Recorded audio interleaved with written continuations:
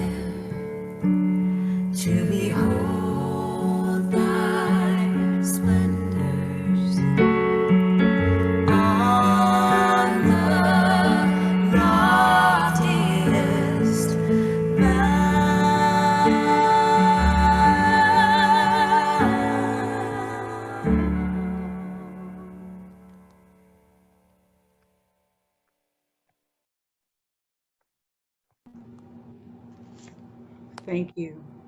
That's so beautiful. Could listen to that over and over again.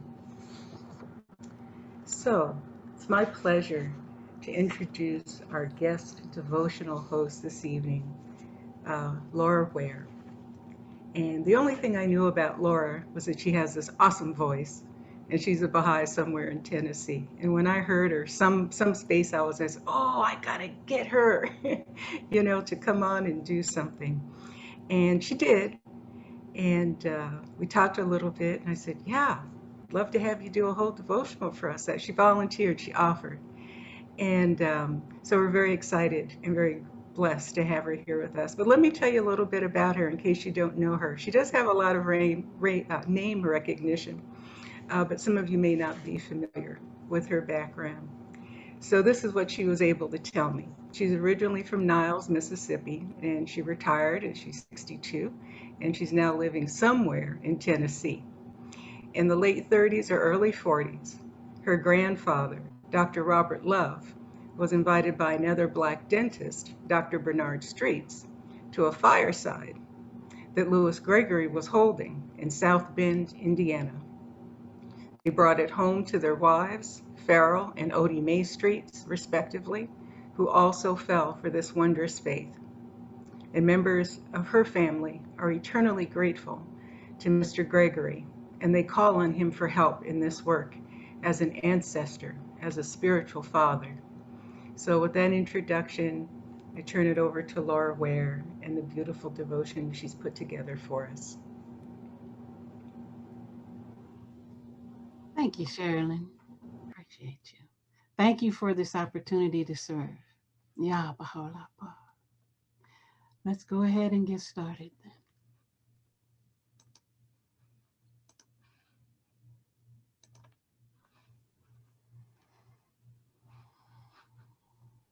From Judaism. How wonderful, O Lord, are the works of your hands. The arch of the sky displays your handiwork. In your love, you have given us the power to behold the beauty of your world, robed in all its splendor. The sun and the stars, the valleys and hills, the rivers and lakes, all disclose your presence. The roaring breakers of the sea tell of your awesome might. The beasts of the field and the birds of the air bespeak your wondrous will. In your goodness, you have made us able to hear the music of the world. The voices of loved ones reveal to us that you are in our midst. A divine voice sings through all creation.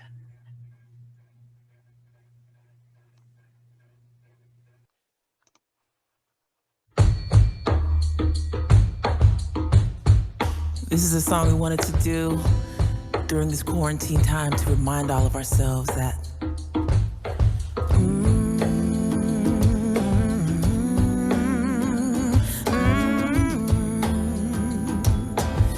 that we have whatever it takes to make it. We can adapt.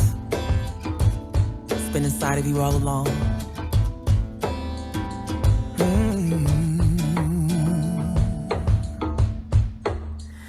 Inside my head there lives a dream that I want to see in the sun. Behind my eyes there lives a me that I've been hiding for much too long. 'Cause I've been too afraid to let it show. 'Cause I'm scared of the judgment that may follow. Always putting off my living for tomorrow. It's time to step out on faith. I gotta show my face. Been elusive for so long, but freedom is mine today. I gotta step out on faith. Time to show my face. Procrastination had me down, but look what I have found. I found strength, courage, and wisdom, and it's been inside of me all along.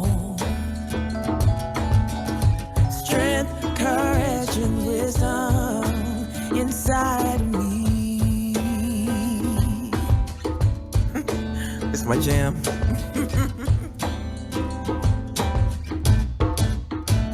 Behind my pride there lives in me that knows humility.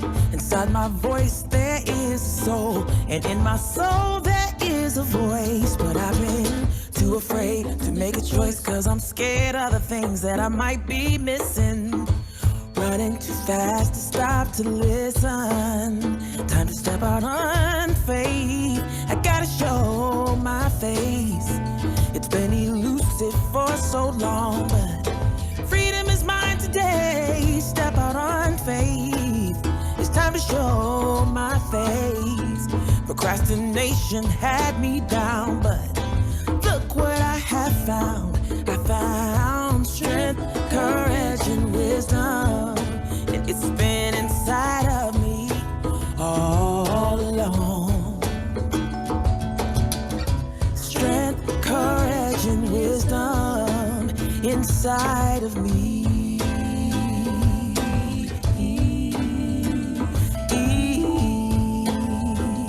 Oh,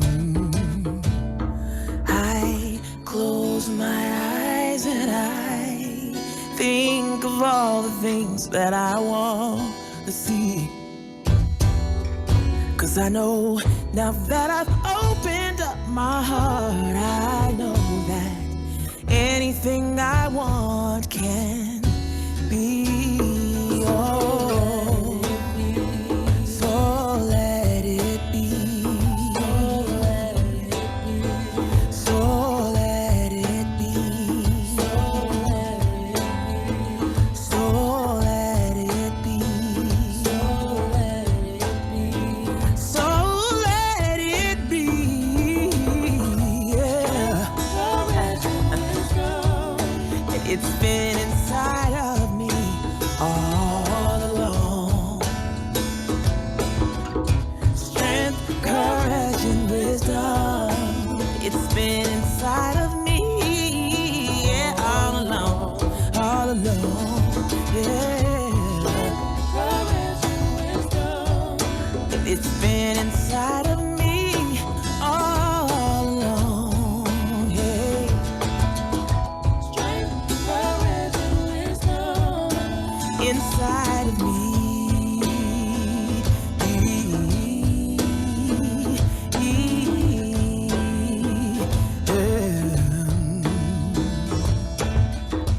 This is for my single brother struggling. This is for my young brother hustling. This is for my sons and my daughters, mothers and my sisters, brothers and my fathers. Though some days may catch you crying, we just gotta keep on trying. This is a song for you.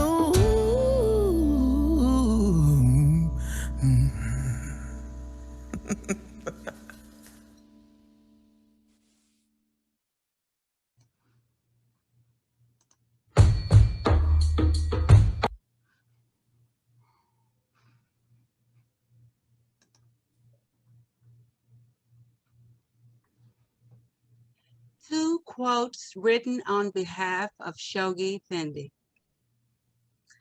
The qualities of heart so richly possessed by the Negro are much needed in the world today. Their great capacity for faith, their loyalty and devotion to their religion when once they believe, their purity of heart. God has richly endowed them, and their contribution to the cause is much needed, especially as there is a lack of Negro Baha'i teachers who can go out to their own people along with their white brothers and sisters and convince them of the active universality of the faith. He will especially pray that you may confirm souls of capacity in this field. The Negro Baha'is have much to contribute to the cause. They are deeply spiritual people with a great capacity for faith and possess both patience and loyalty. He is very happy to see the way they are increasingly assuming their share of Baha'i responsibility and arising to dedicate themselves to the cause of God in this day.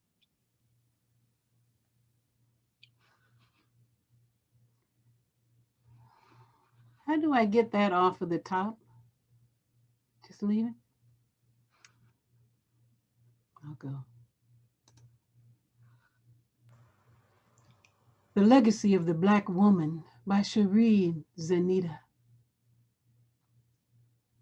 I was born in this country, breeding this land, tears of strength that made me stand tall in my saddle, no backbone bent, enduring the pain of this mothership, watching as my children were sold and abused, smiling at the world being misused.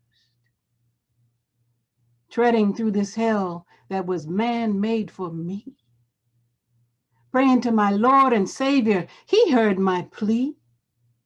So many obstacles were put in the way of the struggle that has endured from day to day. Knowing that the rise was intended for me too. Believing that my Savior would see me through. Standing by helpless as my man was maimed and killed. Feeling no hatred, just the will to live.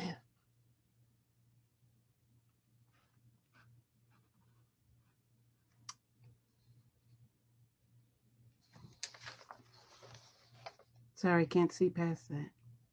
Nothing is going to stop me, not pain nor misery. I will rise to the top, keep my head above the water. My inner strength gives me the courage to face a brighter tomorrow. I will hold my head high with my back straight as an arrow.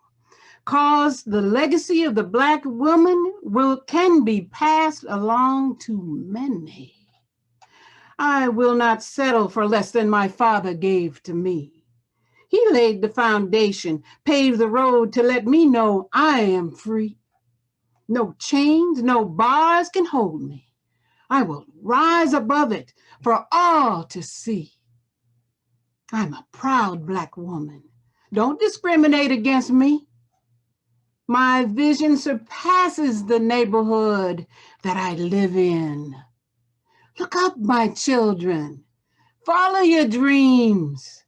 Believe in yourself.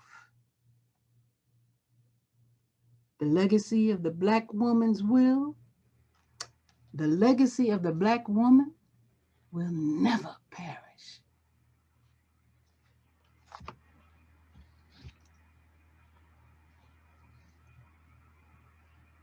In this revelation of Baha'u'llah, the women go neck and neck with the men. In no movement will they be left behind. Their rights with men are equal in degree. They will enter all the administrative branches of politics. They will attain in all such a degree as will be considered the very highest station of the world of humanity, and will take part in all affairs. Rest ye assured. Do ye not look upon the present conditions? In the not far distant future, the world of women will become all refulgent and all glorious, for His Holiness Baha'u'llah hath willed it so.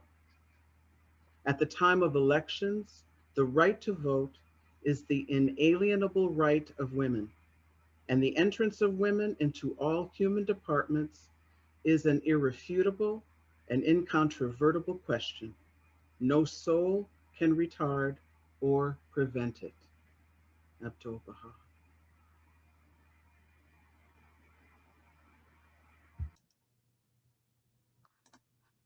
Indigenous people, shine your light, we are equal. I remember the days when our prayers were illegal. I remember the days when being Indian was lethal. Yeah, we had a rough past, but get ready for the sequel. Get ready for the glorious comeback of our people. Oh, yeah. Rise up, all you warriors of love, all you answers to the prayers of our ancestors from above. I can feel it in my heart. Can you feel it in your blood? I can hear the seventh fire calling us to wake up, wake up. All nations rise. Rise up, 'cause now's your time. We don't have to hide anymore, 'cause now's the time. All nations rise, rise up, 'cause now's your time. We don't have to hide anymore, 'cause now's the time. With forgiveness as my bow and my prayers as my arrows, pull them back and let go. I watch them fly like sparrows. Have hope.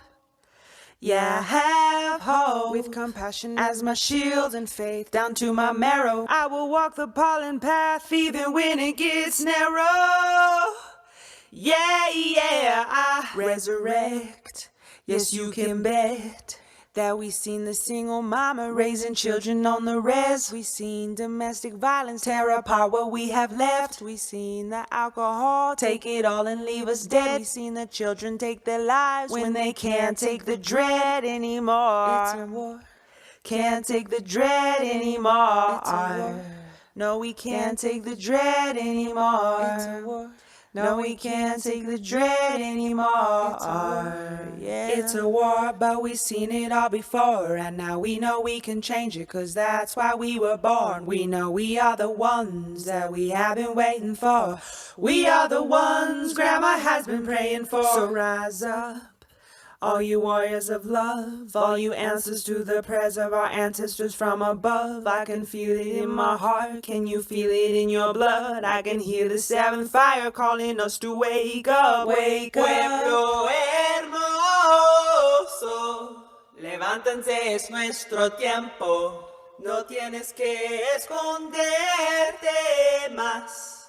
Ahora es nuestro tiempo. Mujer indígena, tú eres tan sagrada. Traigas medicina de tu suelo todavía. A pesar del abuso de tu cuerpo y tu tierra, respetamos tus ancestros y la suya cultura. Hombre indígena, tú eres honorable y yo veo la fuerza que todavía sobrevive. A pesar del abuso de tu raza venerable, yo respeto tus ritos, tus danzas, tus padres. Somos guerreros del amor y guerreros de la paz. Sí, no vamos a escondernos más. Somos guerreros del amor y guerreros de la paz. Sí, no vamos a escondernos más. They say that history is written by the victors. But how can there be a victor when the war isn't over?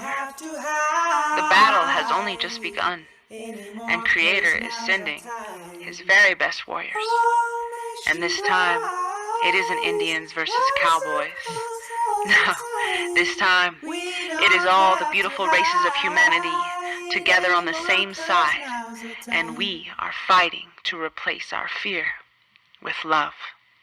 And this time, bullets, arrows, and cannonballs won't save us. The only weapons that are useful in this battle are the weapons of truth, faith, and compassion. Indigenous people.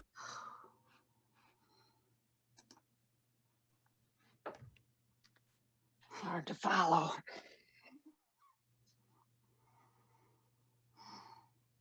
She be talking. The prepondering share from Shoghi Effendi. I am moved at this juncture as I am reminded of the share which, ever since the inception of the faith in the West, the handmaidens of Baha'u'llah, as distinguished from the men, have had in opening up single-handed so many such diversified and widely scattered countries over the whole surface of the globe, not only to pay a tribute to those apostolic fervor, as it truly reminiscent of those heroic men who were responsible for the birth of the faith of Baha'u'llah, but also to stress the significance of such a preponderating share which the women of the West have had and are having in the establishment of his faith throughout the whole world. Among the miracles Abdu'l-Baha himself has testified, which distinguish this sacred dispensation, is this, that women have evinced a greater boldness than men when enlisted in the ranks of the faith. So great and splendid a testimony applies in particular to the West, and through it has received thus far abundant and convincing confirmation, must, as the years roll away, be further reinforced as the American believers usher in the most glorious phase of their teaching activities under the 7-year plan. The boldness which, in the words of Abdu'l-Baha, has characterized their accomplishments in the past must suffer no eclipse as they stand on the threshold of still greater and nobler accomplishment. Nay, rather, it must, in the course of time and throughout the length and breadth of the vast and virgin territories of Latin America, be more convincingly demonstrated and win for the beloved cause victories more stirring than any it has as yet achieved.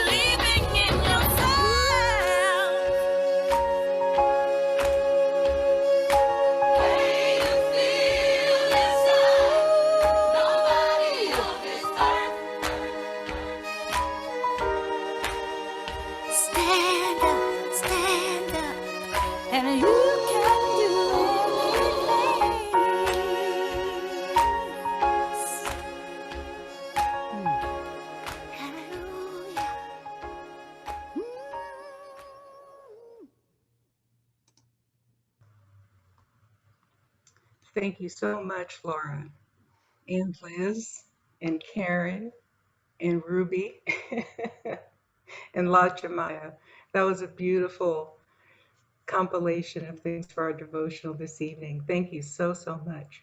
Now, I told everyone when we were prepping, going through who's going to do what when, that I would then introduce Gwen. And I'm going to do that, but I want to share a couple of other things first before I do that. So you got a few more minutes, Gwen. You won't have to come right behind Patti LaBelle like we thought, which is a very difficult act to follow, right? We were joking about that. I want to let you know that when Gwen's presentation starts, the chat is going to be off. And it's going to stay off until we're done with that. When she's completed her formal presentation, we'll take a short break. That doesn't mean you have to go anywhere, but during that time, Gwen can catch her breath, have some water, what have you, and I'm going to announce what our upcoming presentations are for July through September. Okay, we almost have the year full, so I thought just those next couple of months. Also, as always, anything that is shared here today and in all of our sessions, unless the authors determine otherwise, I send those links out to you. So if Laura is willing to share, the material she put together, that will go out. So you'll get that. That automatically comes when you're a subscriber to our email list. You always get that information. Or anything of use that might have been shared in the chat over the course of the session. You'll also get that as well. I also wanted to take a moment because there are actually quite a few people here who haven't been in the space before. And so I just wanted to share with you very quickly what this space is about. And also so you'll understand why we're talking about bold Black Baha'i women today and why that's important. So I'm going to read a little bit from our description of what this series is about. What brings us together in this space, this collaborative space, is a commonly held commitment to carrying forward an ever-advancing civilization that is both materially and spiritually rich. The most important precedent for achieving that lofty and attainable goal, however, is the eradication of racism. Without that accomplishment, there can be no justice, no peace, and no true prosperity for humanity. To that end, the presentation topics on this series range from understanding racism in its many forms, acquiring personal skill sets that counter racist thoughts and behaviors, healing racial trauma, modeling actions intended to transform the hearts of humankind, and break societal constructs that bolster racism in our daily lives. Efforts and knowledge to increase our understanding and acceptance of Black culture, unpacking the global significance of the pupil of the eye, POTI is the acronym. And that's a Baha'i metaphor for people of African descent who are designated as, quote, the light that shineth in the darkness, unquote, by the founder of the Baha'i faith, and who are thus centered in the figurative body of humanity. That phrase in itself is from Derek Smith, and it merits deep, deep, deep contemplation. But to continue, we are also here to find peace and justice in our primal unity as human beings, as one human race, which means celebrating and protecting our rich diversity. So our intent in offering this series is to go beyond education and understanding. That's good as far as it goes, but that's not far enough. Our hope is that these sessions will inspire actions, whether taken up by you as individuals or collaborative efforts. And that ultimately is the true measure of success for this series. So with that in mind, let's go back to our topic for this evening. And let me introduce to you Dr. Gwendolyn Etter Lewis, who in her own right is a bold Black Baha'i woman. She is one of the most modest and humble women I have ever met. But trust me, not only is she clearly Black and clearly Baha'i, but she is definitely bold in her actions. And we will hear more about that. But and we hope we'll get to that in the discussion. But what she's here to tell us about are these phenomenal women that she has spent a great deal of time researching, and which we will all greatly benefit from knowing more about. And I want to say one other thing, and then I'm going to introduce her and get off the screen. And what I want to say is this, I'm crediting this to Janae. She said the other day in another space I was in, you know, the Baha'i community, the wider, all of us, most of us don't know about these trailblazers who are Black Baha'is. You know, and we'll say, yeah, that's right. We're learning. Black Baha'is are learning. And those of you that are here that are white and of other, descents are also learning. But she had an excellent idea, and I want to share that with everyone. And so please take notes tonight too. And Gwen has a book as well that we're going to reference for you that you can also get, called Lights of the Spirit, appropriately. But she said, you know, it would be a great thing if in Baha'i communities, the friends, whether it was for their devotionals or children's class or, whatever it is, encourage the friends to come to research and do a small presentation on a Black Baha'i, someone other than Louis Gregory, someone other than Robert Turner, maybe even someone other than Sadie Oglesby if you're a little woke.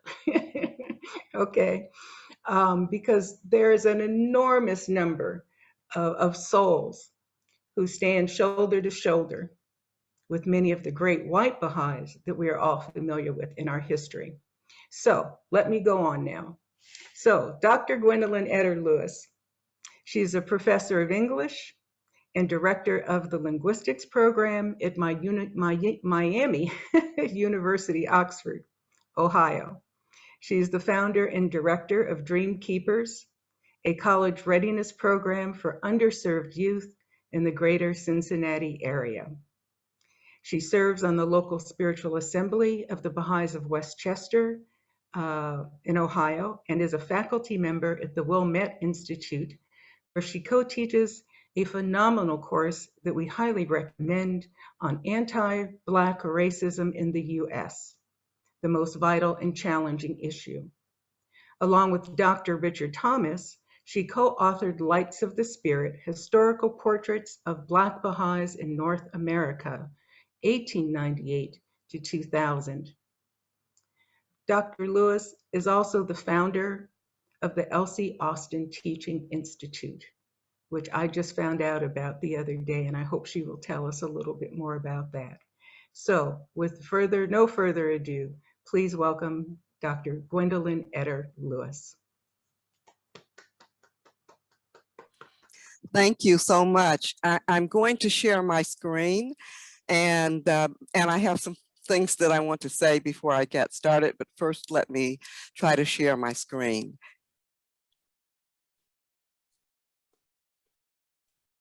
Can everyone see my screen? Yes? Okay, yes. Thank you. So, my heart is full. That devotional was so amazing. Thank you, Laura, so much for that wonderful devotional. Also, and like Cheryl-Lynn, I'd like to begin with gratitude. So I thank Cheryl-Lynn for the invitation to be here tonight to talk about my favorite topic, and that is Black women in the Baha'i faith. I also want to give a shout out and thanks to my Sister Circle sisters from our Black Women's Devotional who are here tonight. I know Karen, Gwen, and Yolanda are here. I can't see the other names, but thank you for coming. I'd like to also shout out and thank Ronaldo Rucker for, he's the co-founder of the Elsie Austin Teaching Institute. I thank him for being here. And I thank all of you for being here tonight. You could be doing a million other things, but you're here tonight, and it means a lot to me that you were here. I also, as you can see from my slide, I'm going to start it. Let's see. And if you could make it a little bigger, Gwen. Yeah, there we go. Thank you. Yeah. And I also want to give special thanks to Clyde Herring for the updated information on Halle Ivera Queen, to Carrie Carlson for reminding me of the other tradition, to Terry Randolph for his work in preserving the life histories of Melba Wheatley and Creadell Haley, and to Geneva Walker and Andrea Gora for their beautiful 2021 short film on Olive Jackson. And I'll say more about that later.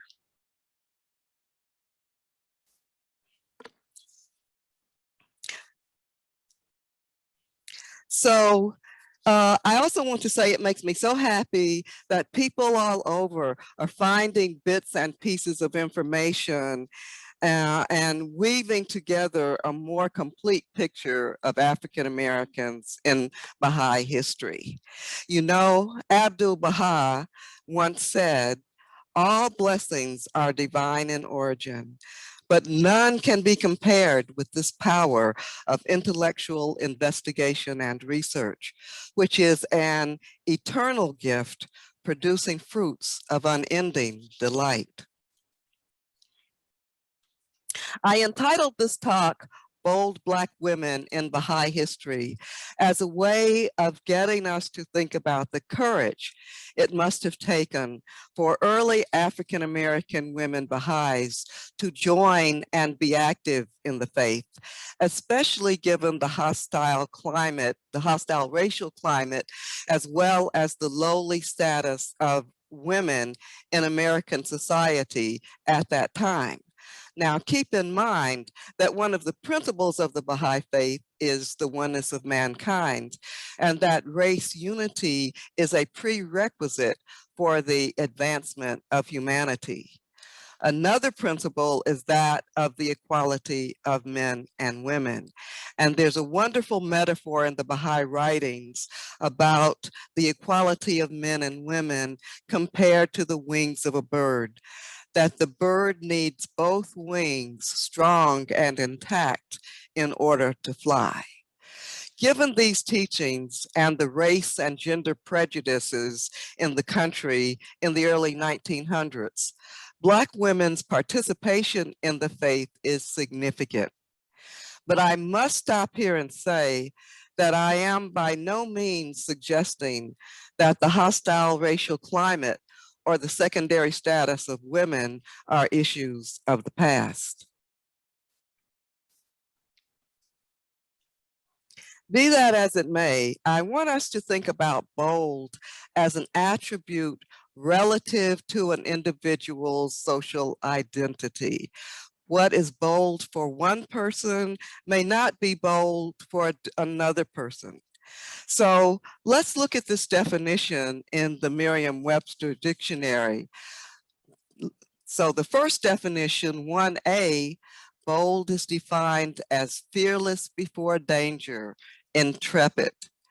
1B, showing or requiring a fearless, daring spirit.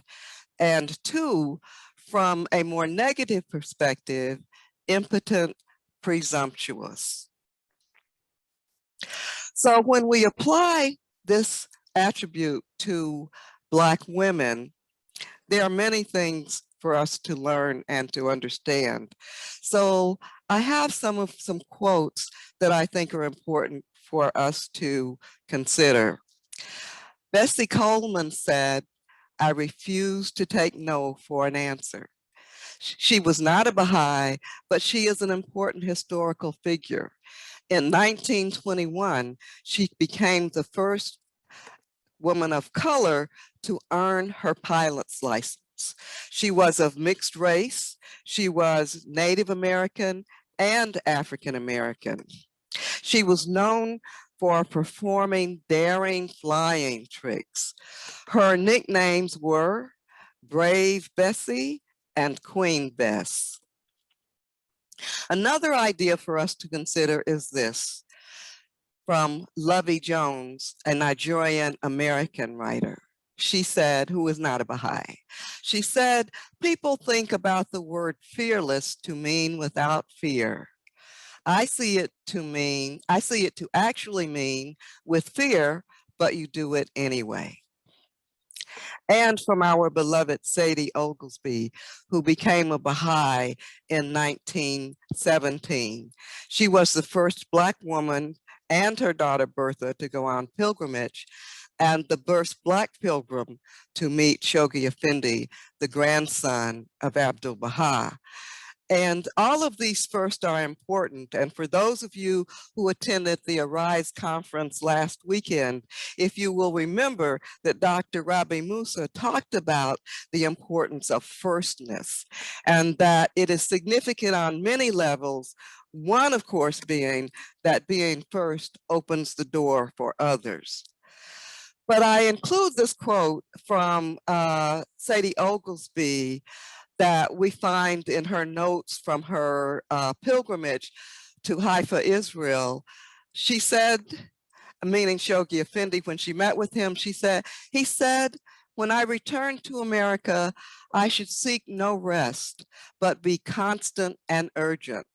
That the importance of this matter should be understood by the friends, that I should be fearless and compelling.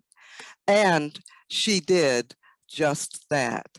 If you will look at some of the minutes from the meetings, Sadie Oglesby followed the guardian Shoghi Effendi's advice to help Black and white people work for race unity.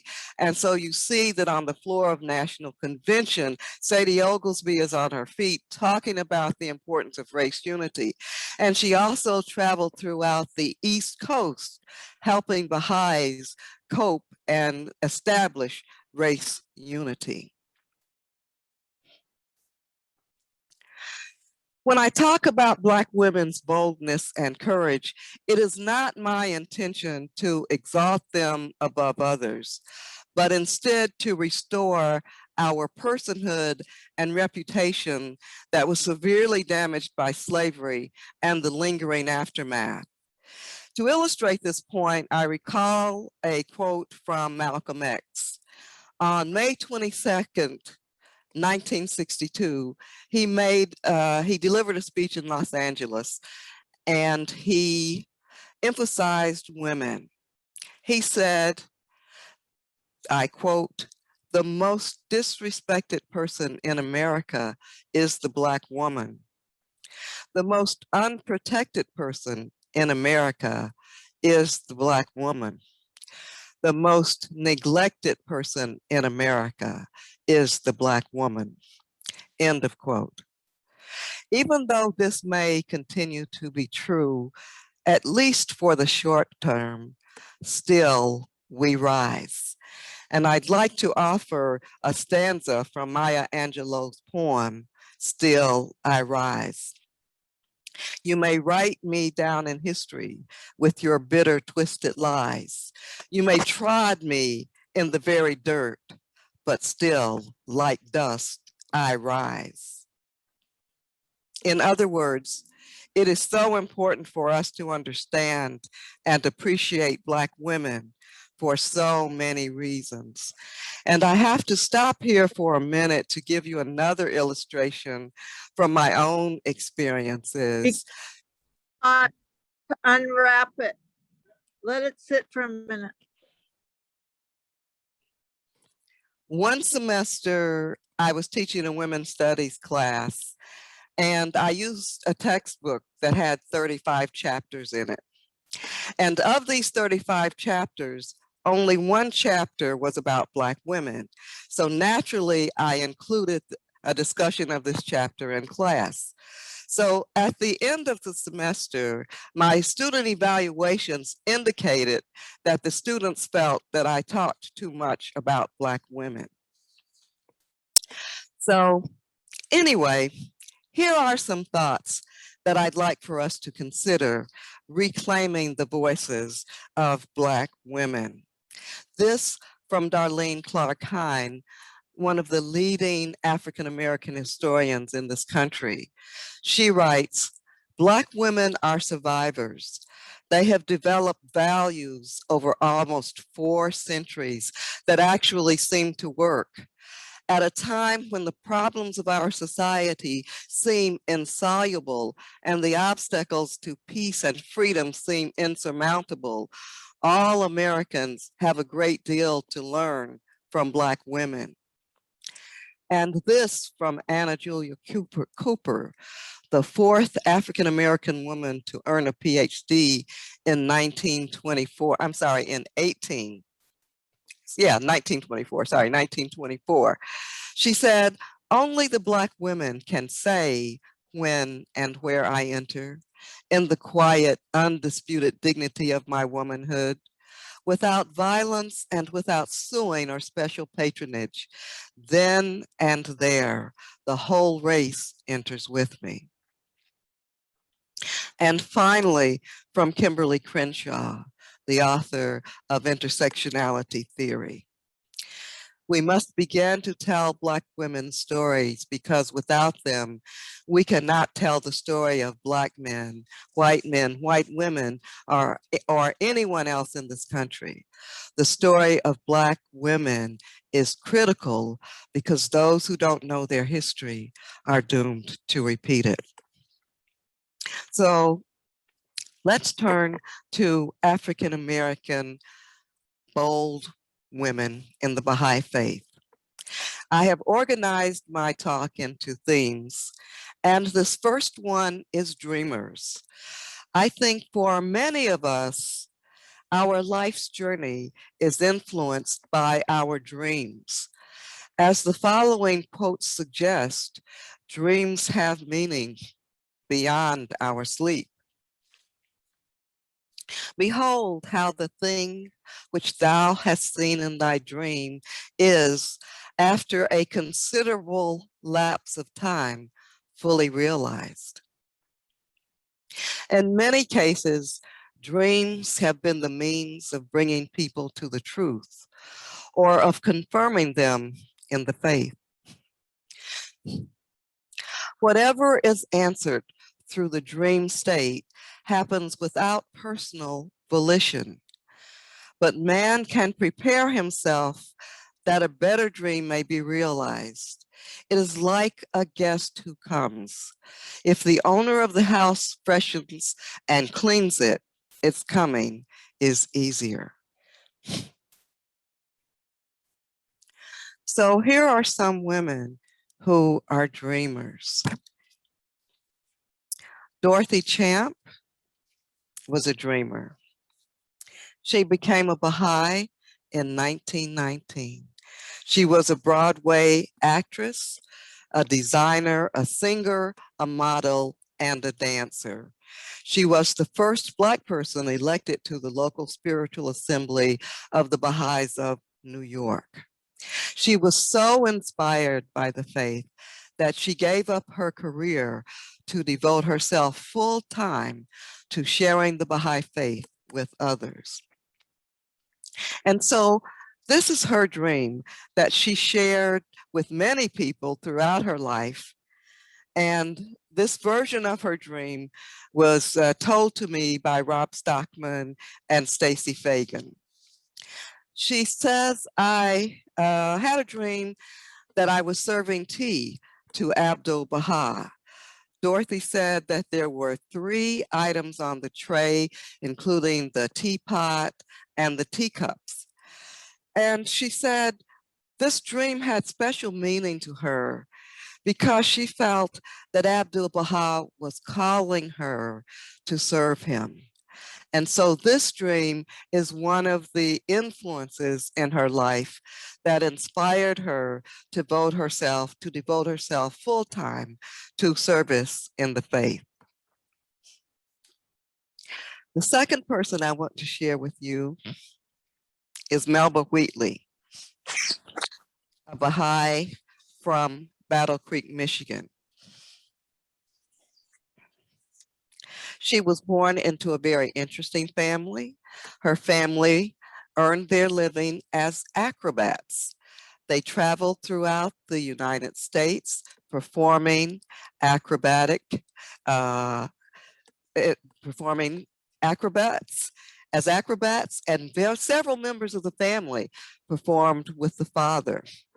The women in the family also performed as acrobats, but they were also wonderful singers and were a part of many musical groups throughout the Midwest. Melba became a Baha'i in 1938. But the dream that she tells us about is a dream that she had when she was about 10 or 11 years old. And this dream stuck with her throughout her life.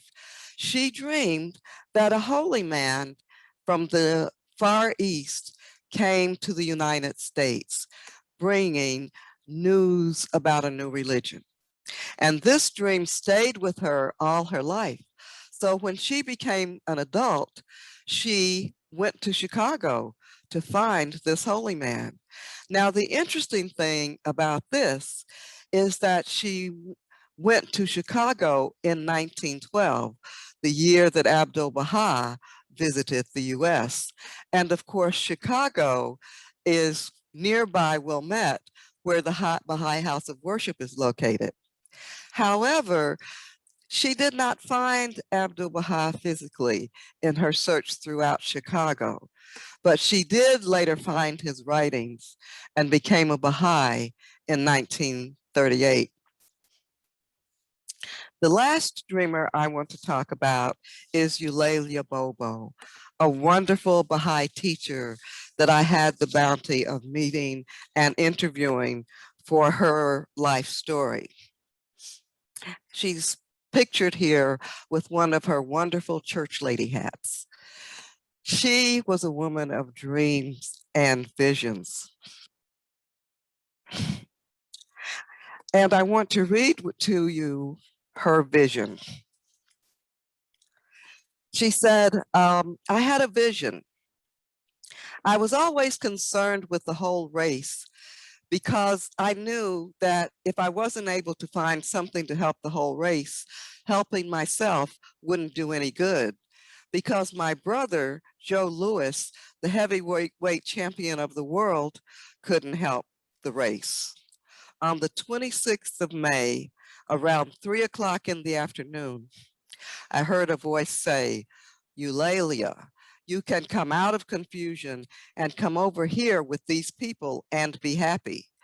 And when that voice spoke to me, I began to see clearly. I went to the Bible. I went to other churches in search of these people that I could be happy with.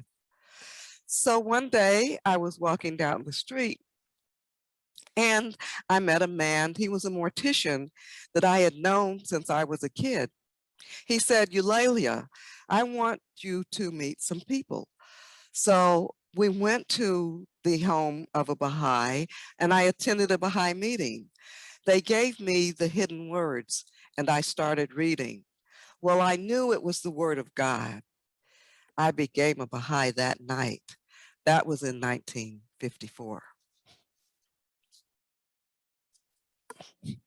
Clearly, these dreams and visions were sources of inspiration and valuable information to these fearless women who changed their lives because of their dreams. I am reminded of this African proverb at the top of the screen, that dreams are voices of ancestors.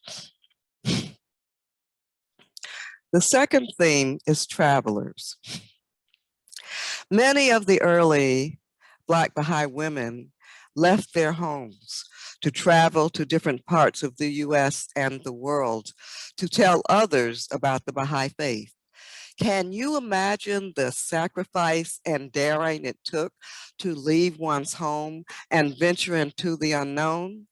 Remember, during this time, Jim Crow laws mandated segregation on public transportation. So travel was indeed a challenge. Here are some things to think about.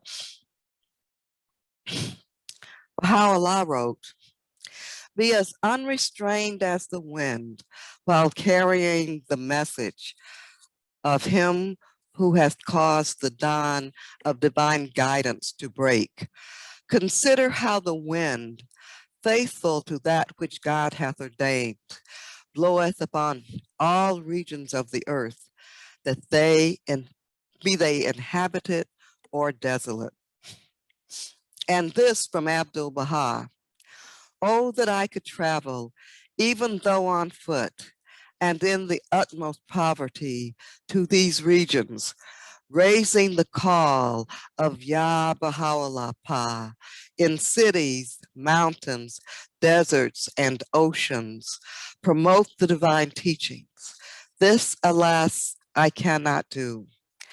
How intensely I deplore it. Praise God, ye may achieve it. So one of the first travelers that I want to mention, and you may have heard me talk about her before, is Creadell Haley, a most amazing woman. She was one of the first Black women to earn her pilot's license. She was born in Oklahoma, and from her earliest childhood was fascinated by airplanes.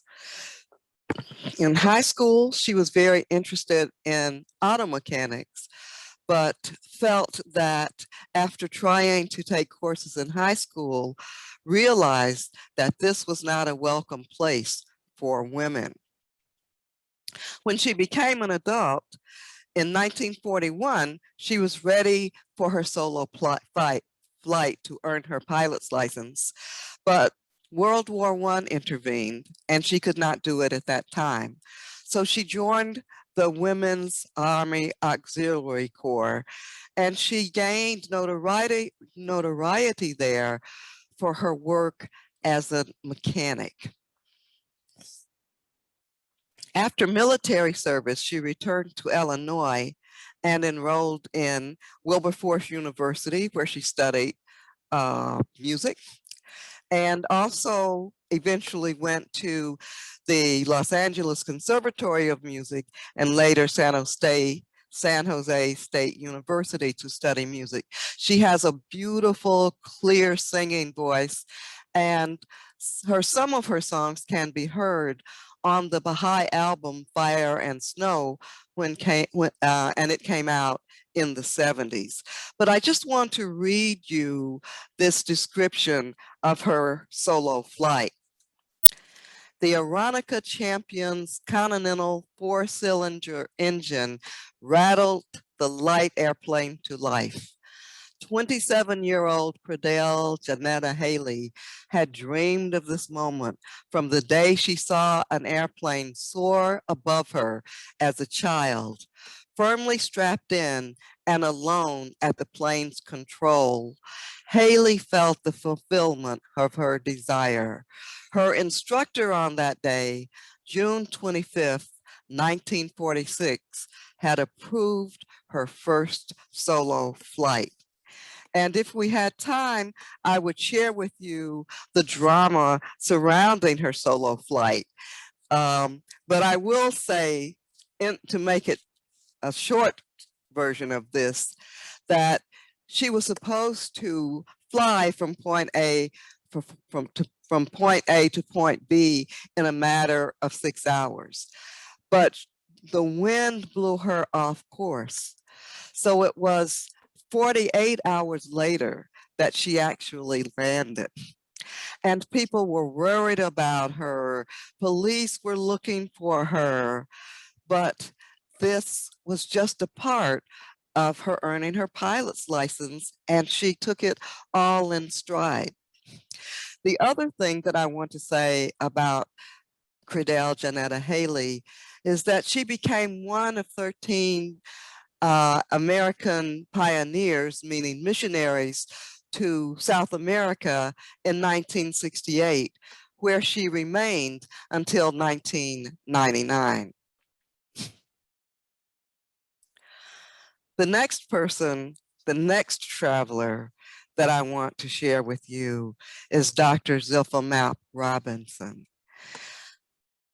Dr. Robinson was born into a Baha'i family because her mother, Zilpha Map, became a Baha'i in 1916. In 1976, Dr. Robinson was elected to the national governing body of the Baha'is of Uganda, where she lived for 9 years. And at the age of 78, she earned her PhD in education. And even before earning her PhD, she worked or lived in these countries: Uganda, Barbados, the Turks and Caicos Islands, Jamaica, England, Germany, Italy, Kenya, Liberia, Ethiopia, Ghana, Nigeria, Sierra Leone, the Gambia, the Ivory Coast, Senegal, Burkina Faso, Botswana, India, and Beijing. What an amazing traveler. In 2000, at the age of 86, she moved back to Uganda to organize the Institute for the Advancement of Women in Kampala. In 2001, she returned to the United States and passed away at the age of 87. There are many takeaways from Dr. Zilpha Map Robinson's life, but one of the things that stands out to me is that it is never too late.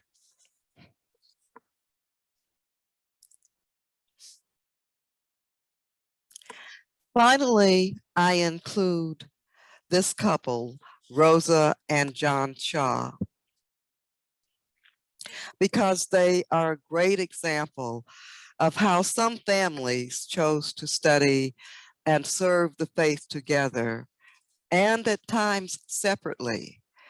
Now, this is not an actual photo of the Shaws, but this is how I imagine that they may have looked during that time. This is actually a photo from James Vanderzee, a world-renowned African-American photographer who documented Black people's lives in the 20s and 30s. Rosa and John Shaw were naturalized US citizens originally from the West Indies. Rosa became a Baha'i in 1915 and John in 1919. They married in 1921 and lived in San Francisco. The couple traveled together and separately to spread the faith in these countries: Haiti, Halifax, Nova Scotia, and Jamaica, where they were the first Baha'is to visit that country. And I just want to take a moment to share with you one period of time in Rosa and John Shaw's life. For example, she, in 1943, 1944, in her 70s, she moved to Halifax, Nova Scotia, where she became the first Black member of the Halifax Spiritual Assembly. She chose to live in a Black neighborhood, and she chose to focus her teaching efforts on Black Canadians. The fact that she focused on Black people reminds me of Baha'u'llah's words, that Black people are like the pupil of the eye.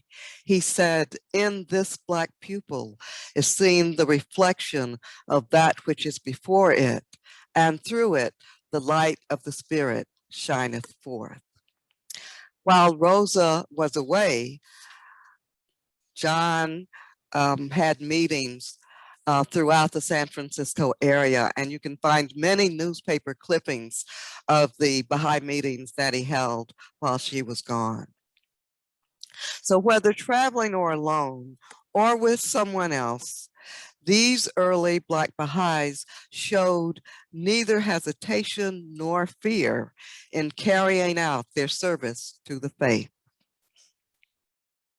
The final theme is that of unsolved mysteries. And I labeled this theme Unsolved Mysteries because I'm a fan of the TV show Unsolved Mysteries. But I have labeled this theme Unresolved Mysteries because it is my hope that in the future, more information will surface to resolve these mysteries. So I have here a quote from Albert Einstein, who says, "The important thing is not to stop questioning." And I have to digress here and say that that is a principle of the Baha'i faith, the individual investigation of truth. So going on, Einstein says, curiosity has its own reason for existence. One cannot help but be in awe when he contemplates the mysteries of eternity, of life, of the marvelous structure of reality. It is enough if one tries merely to comprehend a little of this mystery each day. So the first mystery woman is Olive Jackson, who became a Baha'i in 1899. This is not a photo of Olive Jackson. I couldn't find one, no matter how hard I searched. But this is how I imagined she may have dressed at that time. So the historical record looks like this. The date of her birth, unknown. The date of her death, unknown. The place of her birth, unknown. The location of her death, unknown. The burial location, unknown. Her occupation, dressmaker. And we know this from the census. And I'd like to stop here a minute and say that there's much difficulty many times in finding historical documents about African American women. Some historians suggest that Black women just were considered not interesting, not worthy of study or documenting. Nonetheless, that ceases to be true as we find out more and more new information. So thanks to the new short film by Andrea Gora and Geneva Walker, we know a little more about Olive Jackson. According to their research, Olive Jackson was born in Virginia in 1875. She moved to New York in her teens, and at the age of 19, married Maurice Lewis Merritt. They had a son in 1894. She became a widow at the age of 30. This wonderful, beautiful film does a wonderful job of documenting Olive Jackson's life and also contextualizing the history that she must have lived. If I could time travel, I would ask Olive Jackson these questions. What was it like to be the first Baha'i in the New York City community? Did they welcome you with open arms, or did you experience discrimination? These would be some of the questions that I would ask her right away. The second person of mystery is Hallie Elvera Queen. And in this instance, it is not what we know, but what we don't know. She was an American writer, a journalist, and an educator. She taught English in Puerto Rico and was on the faculty of the very famous Dunbar High School in Washington, D.C. Queen graduated from M Street High School in Washington, D.C. in 1904, then attended Cornell University, graduating in the class of 1908. She earned a master's degree in Spanish at Stanford University in 1925. She became a Baha'i in 1912 or 1913. So there's an account in this book on Madam C.J. Walker, the first Black millionaire. The title of the book is On Her Own Ground. And this is an account of a fabulous party that Madam Walker gave on Christmas. Bundles writes, what Madam Walker did not know was that Queen had been hired in May 1917 by the War Department's Military Intelligence Division as an informant and a translator to monitor Negro subversion, to carry out surveillance activities among Blacks, and to report on suspicious activities, including church meetings, conferences, street corner gatherings, and other such activities. Regardless of Queen's intentions, the keen powers of observation that made her a competent spy also helped her capture the mood of Madam Walker's first Irvington Christmas. So what do we make of this? And what questions would we want to ask her? The third and last woman of mystery is Canadian Lucille Giscombe. She is a native of Ontario and excelled in secretarial and journalistic fields.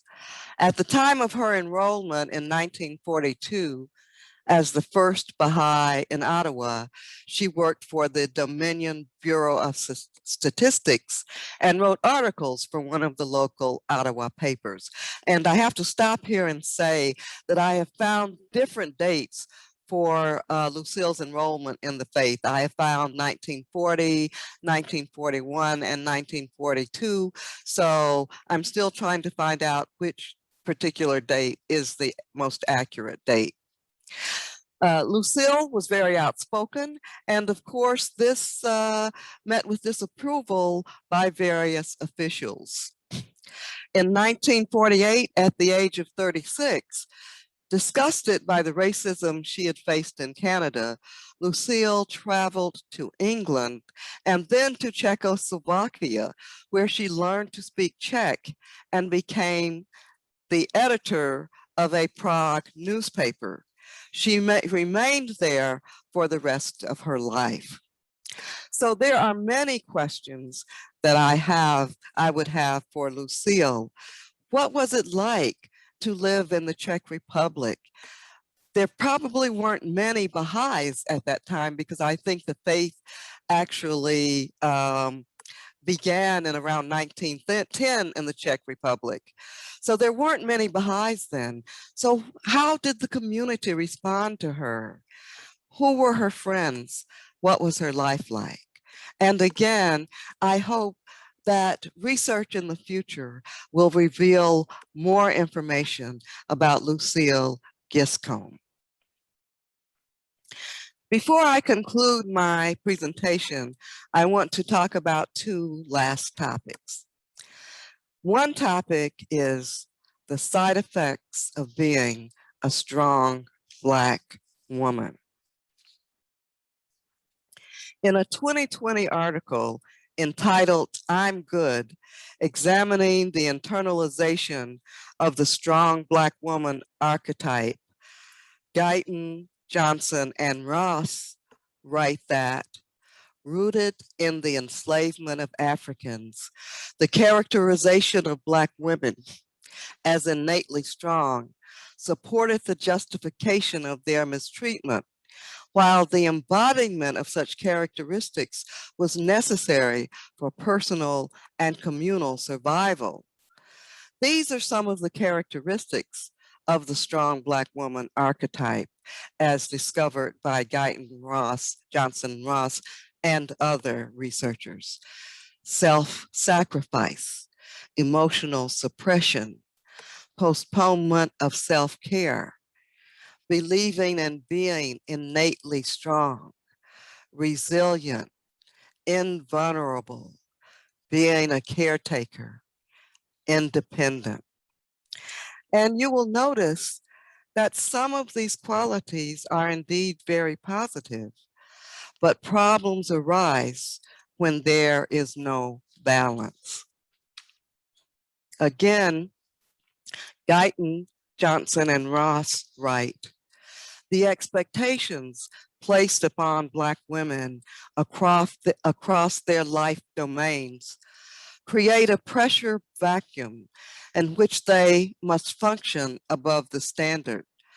The rejection of their full identities as central in society invalidates their experiences and leaves little room for their vulnerabilities to be explored. As a result of this invalidation, our pain is sometimes ignored, as is illustrated in this image.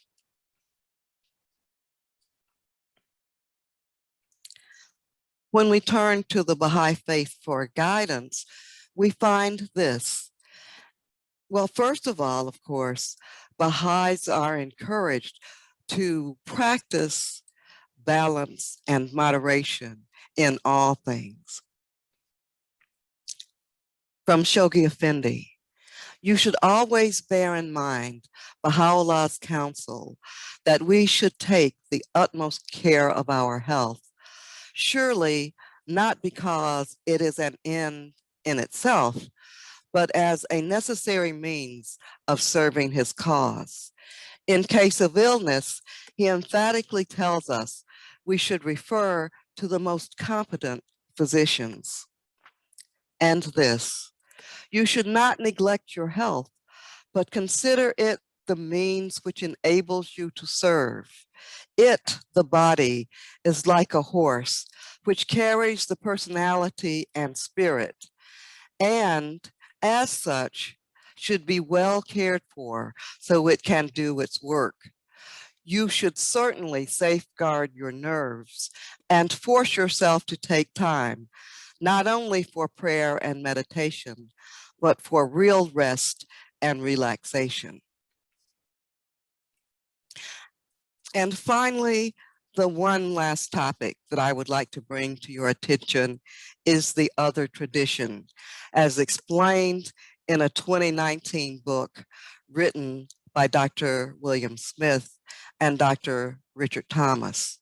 They write, few are aware of this parallel side of American race relations, the interracial struggle for racial justice and the early cooperative efforts among Blacks and whites for the social and economic advancement of African Americans. Among the valuable historical lessons for racial minorities in this primer is that throughout the history of white racial oppression, there were always white allies who stood shoulder to shoulder with them in the struggle for equity and racial justice. And I have two examples to share with you. One is that of Vivian Wesson and Mavis Nyman, who pioneered to West Africa in 1954. I had the bounty of meeting and interviewing Vivian Wesson in the late 80s. She was 94 at the time of our interview. In 1954, when Mavis and Vivian traveled to, and their journey was an amazing story that I don't have time to share, but in 1954, Mavis was 32. She was from North Dakota and had never associated with Black people. Vivian was 59 and was from Chicago, Illinois.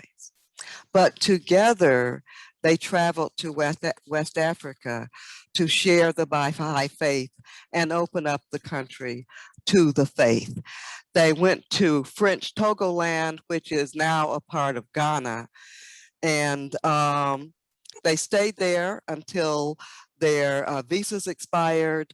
And from there, they went to Liberia, where they stayed and founded an English literacy school. And I guess I want to just stop for a moment and share one of Vivian's dreams. I said I wasn't going to do this, but I'm going to do it anyway. But Vivian was a woman of dreams. And she talked about this dream that she had as an adult, starting well before she became a Baha'i. And she said in this dream, she sees this huge stone building, and the waves from the ocean are lapping up against this building. She doesn't know what it is. It seems like a fortress of some sort, but she has this recurring dream throughout her life. And when she landed in French Togoland in 1954 in a boat, the boat landed in front of this building, this former slave castle, where the waves were washing up against it. That was truly confirmation for Vivian. The second team that I want to share with you is Lucille Giscombe and Winifred Harvey. Winifred was a white college teacher from Manitoba who moved to Ottawa to work for the Dominion of Bureau of Statistics.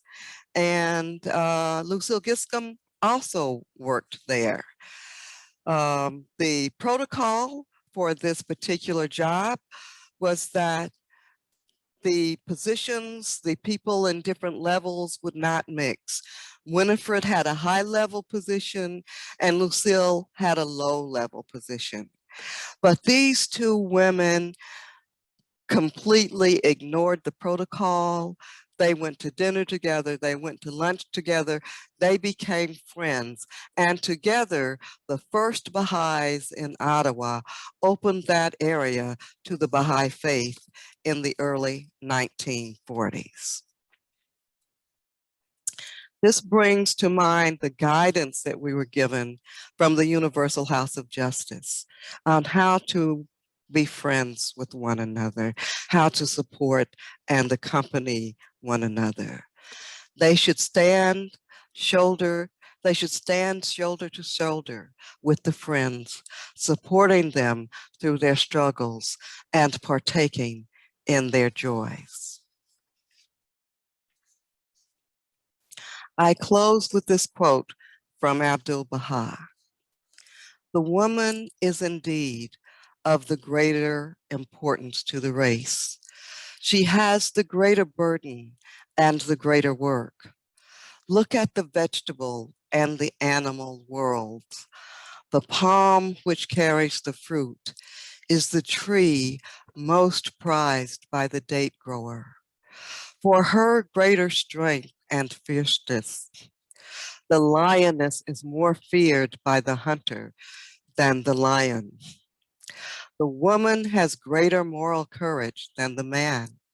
She also has special gifts which enable her to govern in moments of danger and crisis. If necessary, she can become a warrior. Thank you. Wow.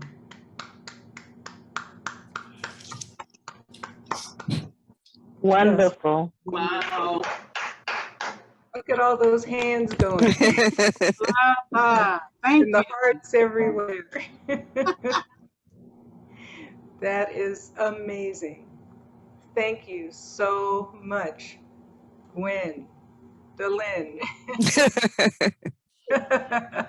I never knew. Do you prefer Gwen or Gwendolyn? I know I asked you that the other day and I forgot already. Gwen. Gwen. Okay, Gwen is that's what fine. I Yeah. thought. All right. Thank you so much. Well, I see someone's jumped in and raised their hands already, but first, you guys can queue up if you want, raise your hand. In the participant thing, it might be under reactions, depending upon what your device is.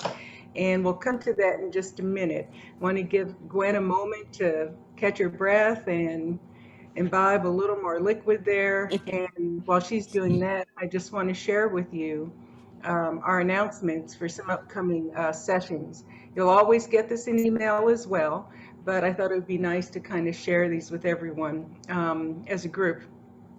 So in July, we have the world famous Harlem Prep School, a model of collaboration that will be presented by Hussein Hadia.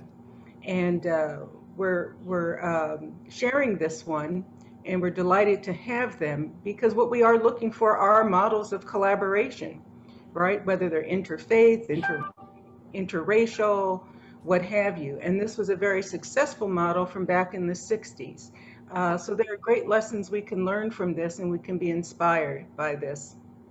July 24th, I am so excited about this one. Redlining. If you don't know what redlining is, or you've heard the name or the concept, but don't know what it is, this is the talk that is going to explain it to you in great detail, all the way down to the roots. Redlining, in my view, is one of the best examples of what systemic racism is. It does not ignore a single aspect of our lives. It is economic, it is educational, it is about property, it is about voting. It's about so many things. And it's just amazing. I think it's a phenomenal example of how insidious racism is. And when we talk about something being systemic, to me, this exemplifies that. Our presenter for this is Justice Castaneda. And he is from Madison, Wisconsin. He's working on his doctorate at the UW-Madison. And he's also the executive director of a grassroots program in Madison called Commonwealth Development. I have heard his presentation and he knocked my socks off, and I learned so much. So even if you're familiar with this concept, please come because you will learn a lot more. He will be using Madison, which is on an isthmus. He will be using that as his case study, his example, and it is just incredible. So that's July 24th. August 14th, Todd Rutstein will be talking about a new way of thinking and being, eliminating patterns of thought and expression rooted in white supremacy. He is going to get to the nuts and bolts of things about how we think, the terms that we use, the concepts that we use, and help us understand how we can identify those patterns and perhaps change some of them. And this is really critical. What we think determines what we do. Not just what we say, but also what we do. Then August 28th, I am so delighted that one of our famous and favorite presenters is coming back, Dr. Layli Mapayan. She's coming back to talk about Black women and spirituality, where healing and justice meet. And if you've heard her before, and her recordings are up on our YouTube channel, yeah, just be prepared to be blown away. September 11th, Jeff Ewing is going to talk about the importance of being earnest now. And just think about that. What is our intention? Are we really earnest in what we're trying to do? And so he's really going to delve deeply into that. And then finally, on September 25th, another model of community building, which some of you may be familiar with already from other spaces, is Parent University with Mr. Michael O'Neill. And that has received national and I also believe international attention and awards for the work that's being done there. So if you have children, parents, junior youth group, collaboration, any of those things, that also is a topic for you.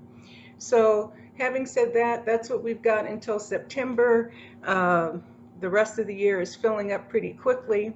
If you know of someone that you'd like to hear, by all means, please shoot me an email and let me know who they are, or if you yourself would like to give a presentation on something, please do that.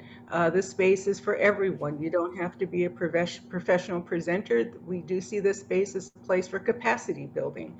So that also goes for those of us that are sharing information as well. So having said that, let's go back to Dr. Gwen.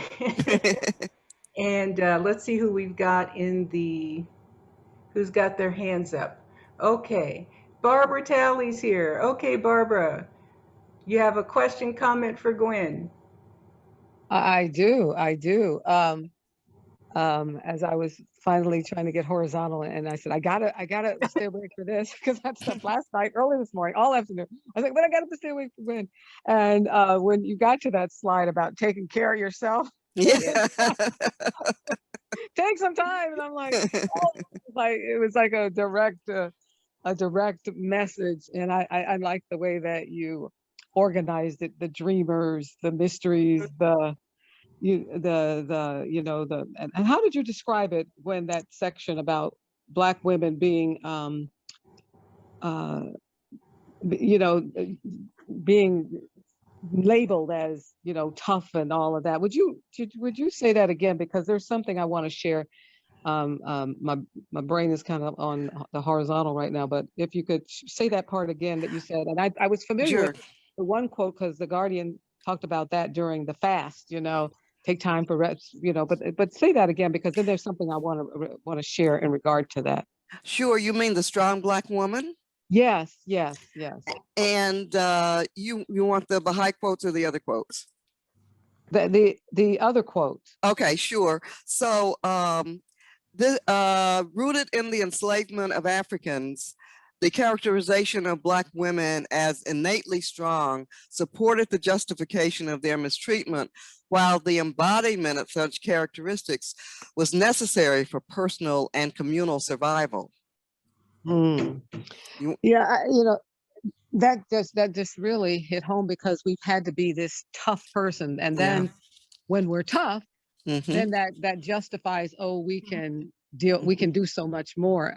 Just a few, I guess it's probably 20-25 years ago, I'm always struggling with that, is that there's so much to do, so we got to get it done. If we don't do it, then it doesn't get done. And so the more we do, the more they expect us to do. And there's times when I remember being on an LSA once, and they were saying, there was something that needed to be done. This is many years back, not my current LSA. And so I said, well, let's let X do it, and they said, oh, no, she's in school, and she had a baby, or she's going to have a baby. At the time, I had like 5 or 6 kids, and was working and was doing race stuff. And they're like, it never dawned on them not to ask me to do it. But for others, not Black, it was like, oh no, she can't do that. I remember just struggling so much when I was raising my children, 6 of them, and and on the LSA, and trying to go do Rudy and tutoring, and trying to do the race stuff, and trying to figure out where was the balance. So much so that I had I wrote a book called Superwoman Doesn't Live Here Anymore, and it started off with a poem. And even a song, because I was trying to get my own affirmation, like stop. I don't think I ever did stop. But if I may, could I share that poem that I wrote about that little thing, the Superwoman? Okay, we have some other hands up, but if you'd like to, Barbara, go ahead. Because it just kind of cements that. It's like just so on point. A Superwoman doesn't live here anymore. Last seen wandering aimlessly on some foreign distant shore. She was so busy attending to this and that, I don't think even she knew where she was at. And she kept trying to handle more and more. Seems she lost all track of what life is for. When I saw her last, she looked haggard and worn from doing for others or feeling the scorn. Buying for others when her own clothes were worn. Repeating that every sundown and morn. No, Superwoman doesn't live here anymore. The lady here now still minds the store. She gets lots of help. She has time for fun. She does what she can, and she leaves the rest undone. And it's not that the lady doesn't care. She's just content with doing her share. She went to work, earned a promotion, so the dishes aren't done. What's the commotion? She realizes that she can't do everything, so she decides what she can do. Sometimes it's her business, sometimes it's her house, sometimes it's her kids, sometimes it's her spouse. Sometimes it's cleaning and cooking and shopping at the mall, and every now and then she seems to do it all. You see, Superwoman was everything to everybody. She attended to all needs but her own. The lady here now used to be a superwoman, but oh, how much I've grown. No, Superwoman doesn't live here anymore. Superwoman doesn't live. No, Superwoman. No. So you brought all of that back to mind because we've had to become these superwomen to save our children, save our faith, save all the stuff. And like you so ably pointed out, we take care of all needs but our own. So thank you, Gwen. I'm going to do better. I'm going to try. You're like my confirmation. You were talking about confirmation. You were my confirmation again, as you were in the beginning with putting the story of Sadie Oglesby out there that inspired me so much to do the Pupil of the Eye work. So thank you again, Gwen. Thank you. Thank you, Barbara, so much. Clyde, hey.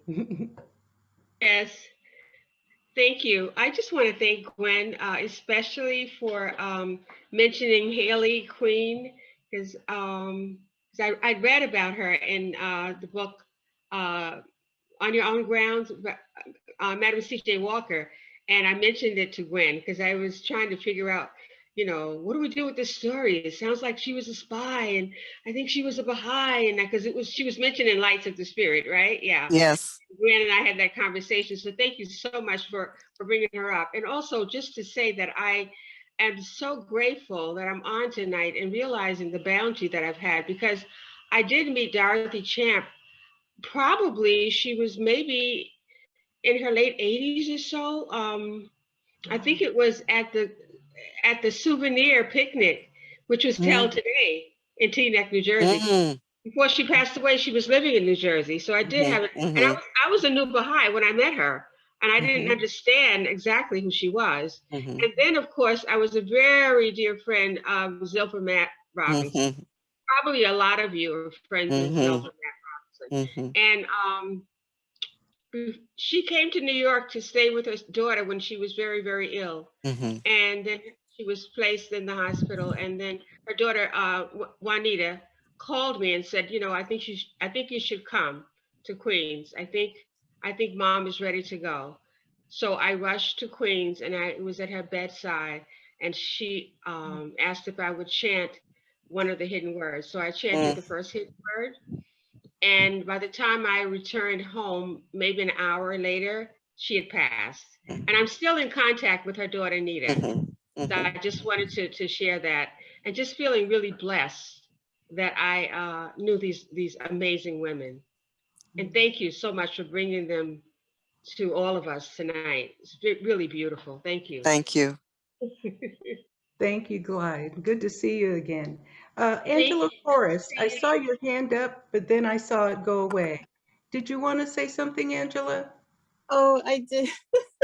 I'm laughing because I'm just thinking about what Barbara Talley said in, the whole superwoman complex that is put on Black women. And then I said, well, I want to say something, but I'm like so tired because I've been working so hard, which kind of feeds into that whole thing. But one thing I did want to add that is like the implications of that, of having that label, is that so many Black women we don't live long because of the stress of not only dealing with the racism and the sexism, but having to live up to this expectation that we can't be vulnerable, and we can't, ask for help, and we can't lean on anyone, and we have to do everything ourselves, and it really takes a toll on us physically and emotionally. And so I just wanted to add that. Thank you, Angela. And I think too that it's important for us to train our children, both males and females, to share the responsibilities of the home and of life. And as women, to train ourselves to try to spread the work out and help others reach their capacity for service. Yes, absolutely, absolutely. Elaine Montgomery, you're next, and then Skype, and then Sue St. Clair. Elaine? Hello, thank you, Dr. Yes. Hello, thank you, Dr. Lewis. Just wanted to say, thank you so much. What a powerful stories, and story is just such a powerful medium, as you already expressed. I just was kind of wondering too, wanting to hear a little bit about your story and what perhaps brought you to writing Lights of the Spirit, and if there was something in particular that there was a story there. Because just it's the first thing that I think of especially when we see some of these women who their stories didn't get told, and so we have these few things about them. Anytime I have the opportunity to hear a story, I'd love to hear more. I had a crisis in kindergarten, and that's what started me on this search. I had a meltdown because I grew up in the South, in Tennessee, in the segregated South, and all of the school books, all of the characters were white. Everything surrounded us with white culture. And one day in kindergarten, the teacher, this was at an all-Black school, segregated school, the teacher asked us to color in the coloring book. I didn't do well in kindergarten, but anyway, and I couldn't stay in the lines. But so I looked at I had a page that had a little girl and a little boy on it. And I looked into the box of Crayola crayons, and the crayon that I was supposed to use was called flesh colored crayon. And I smeared this color on the page, and it was this pinkish beige color. And that's when my meltdown occurred, because it didn't look like anyone in my community. It didn't look like anyone I knew. And so, I didn't do so well that day. And so from that moment on, I just had a desire to see more of those who looked like me and to know more about my history. And that's what has kind of inspired my search for more information on Black people, but especially Black women. Thank you. Sky and Larry?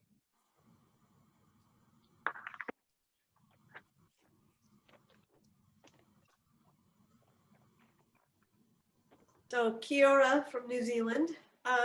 I appreciate the stories. I have your book. I'm about a third of the way through. And one of the things that I've found, at least living here on the other side of the world, is some negativity toward sharing stories of the non-dominant people. And I'm just wondering, have you experienced that? And if so, how do you deal with it? Thank you. Sure. I tell them anyway. I tell the stories anyway. Of course, I've dealt with that at work, at home, in the Baha'i community, but I just keep telling the stories. I'm not going to shut up. Thank you. That was a great question, Sky, and a great answer. And that we're going to come to Sue in just a second, but I want to segue off that a little bit and throw something out for our participants to think about. And that is, because after each presentation, you need to know what you're taking away from this. Beautiful. From this presentation. What are you taking away? Secondly, what are you going to do with it?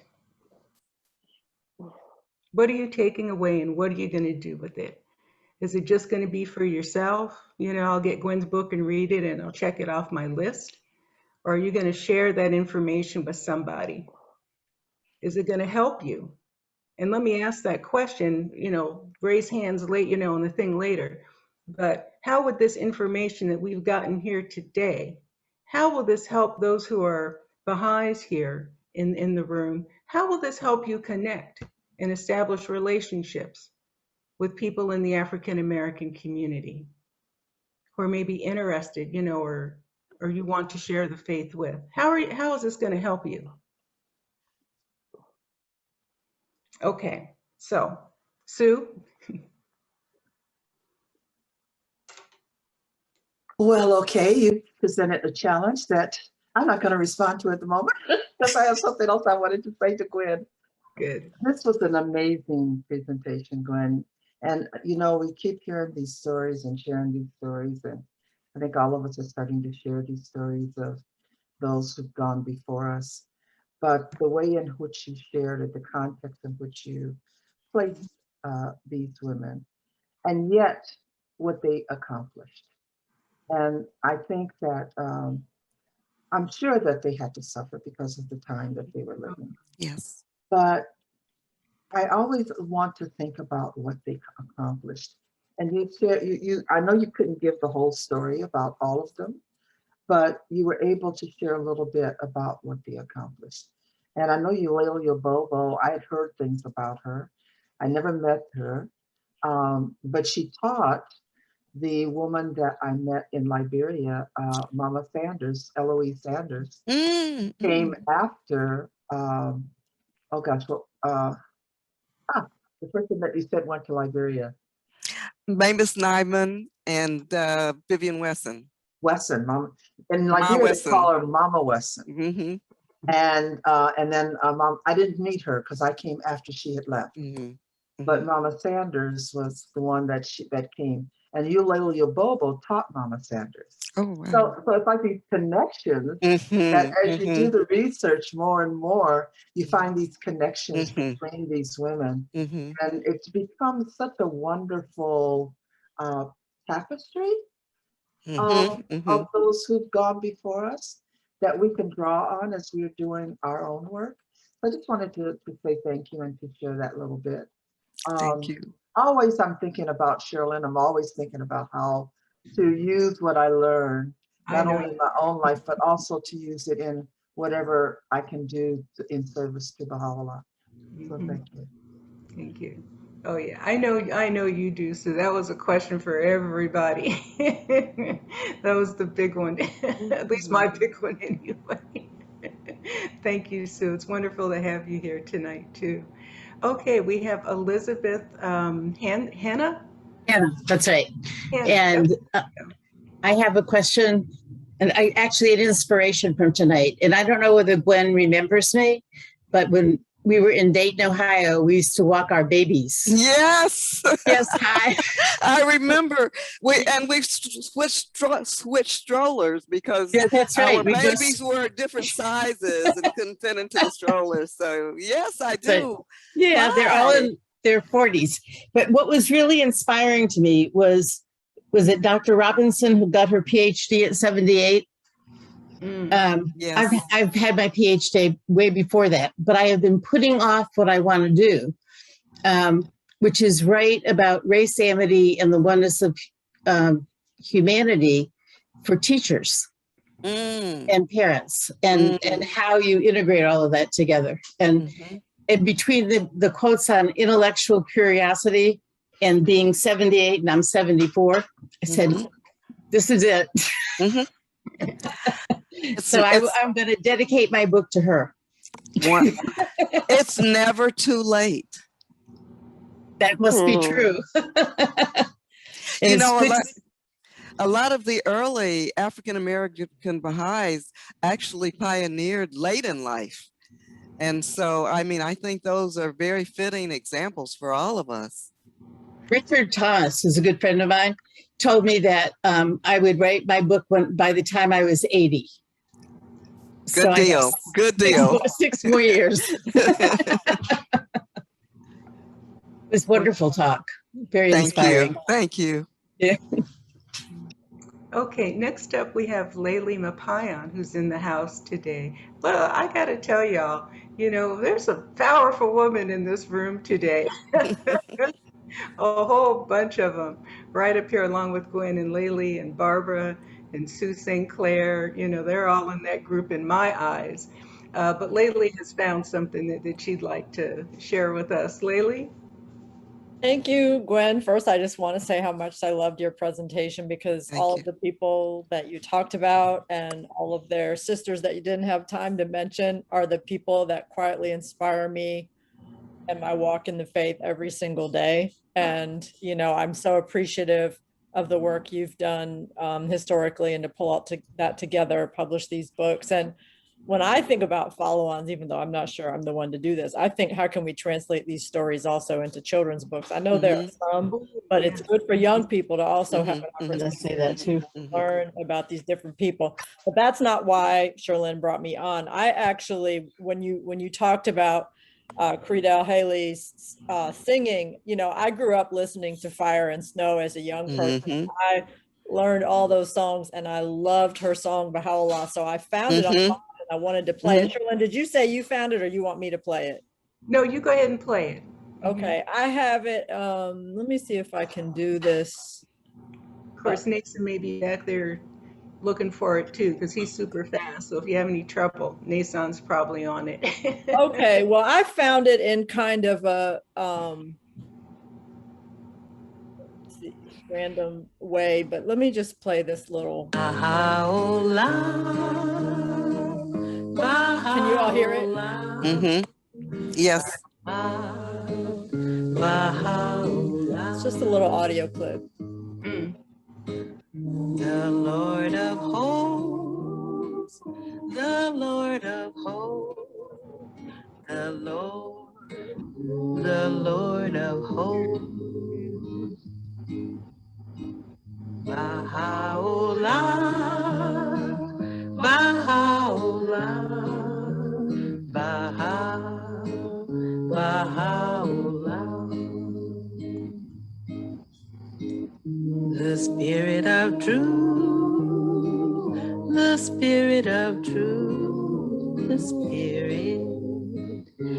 Spirit of truth.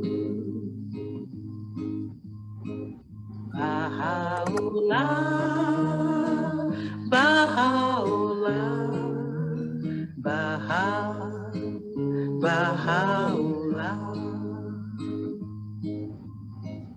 The promised one of all the ages, the promised one of all the ages. Baha'u'llah, Baha'u'llah, Baha'u'llah.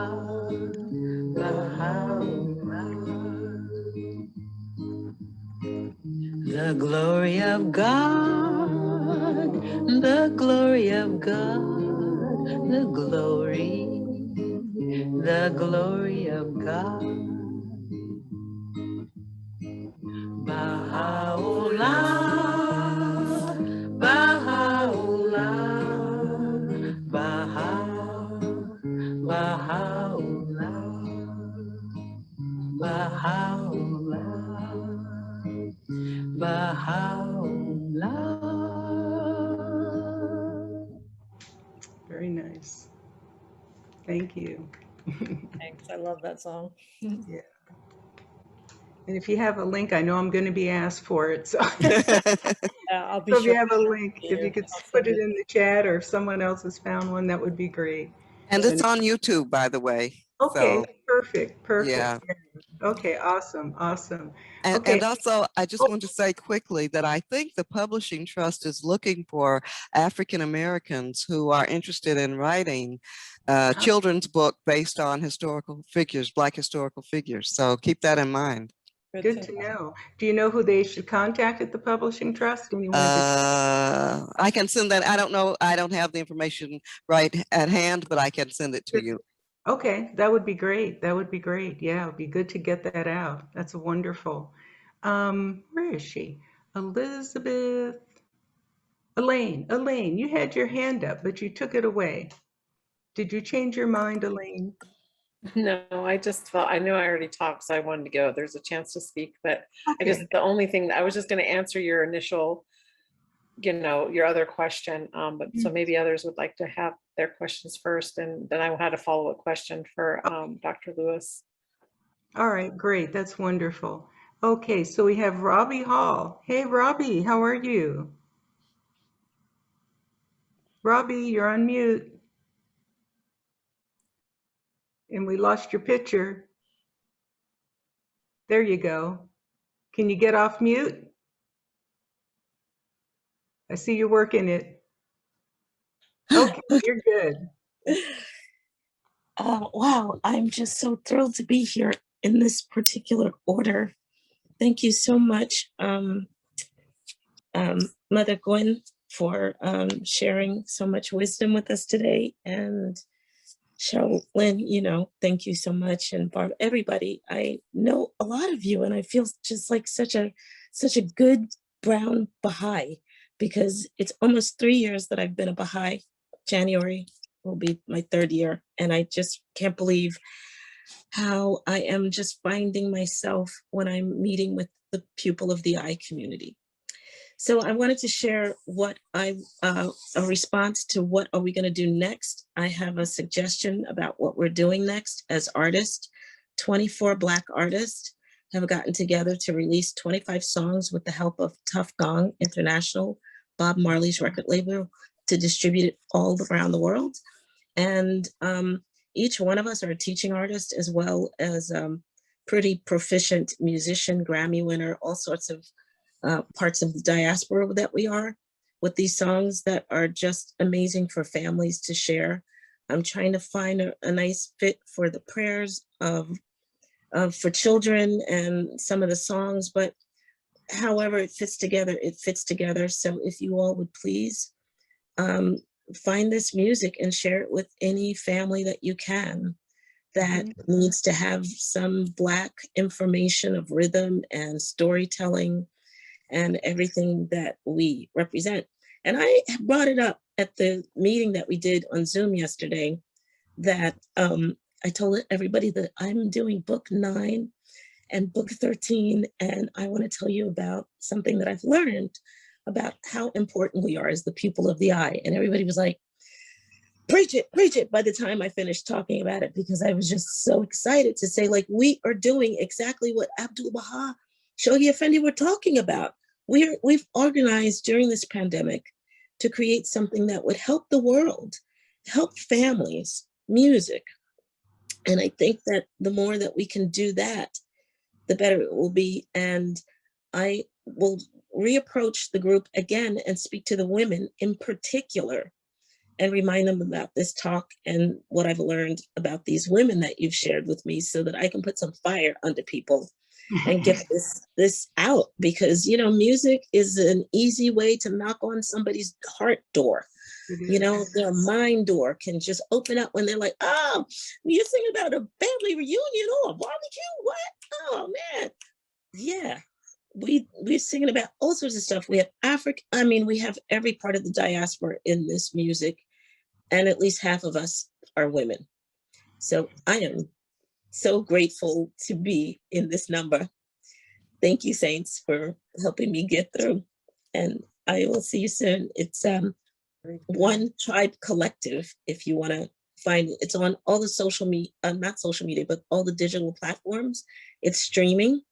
Artists only get 0.02 cents every time it's streamed, but please stream it, just so that you can hear 25 amazing songs. And one of them we wrote together. And we're going to do like a YouTube channel for children. And we're all thinking of all these media aspects of our lives that we can influence with God's word. And everybody's, talking about God. They're not all Baha'is yet, but I'm working on it. Anyway, thank you, everybody. I love you. Allahu Akbar. And thank you so much. Thank you, Robbie. It's good to hear about all that action. Yeah, light those fires. Light those fires. We all need to be lit up. We all need to be lit up. Okay, let's see here. Where's someone left? Again, I thought it was Julia Ames. Julia, didn't you have your hand up? I did. I just really wanted to say thank you very much for the presentation, and it made me so proud to be a Baha'i. I mean, because it just shows that we've been, as Baha'is, we've been walking the talk for the last century. So I'm just very proud, and I'm glad to know more about the contributions that African-American women have made to the faith. It's just a wonderful presentation, and I'm going to read more about it. Thank you so much. Thank you. Yeah, and speaking of reading, Lights of the Spirit. I'll tell my own little personal story here. Lights of the Spirit, and I don't know if you can see this. This is the book. This is the one that Gwendolyn wrote in 2006. And I don't remember when I first saw it, and I had purchased a copy and I had it. And I was visiting some years later, and this was about 4, maybe 5 years ago. I had moved to Southern Maryland, and I was visiting with an African-American Baha'i who was an invalid. She really couldn't leave her home. And so myself and a couple of the other friends would go have a home visit with her. You know, we'd say prayers and talk and so on. And she was one of those Baha'is that had joined the faith some time ago when there was some mass teaching down there in that area. And about 70, 80 African-Americans declared their belief in Baha'u'llah.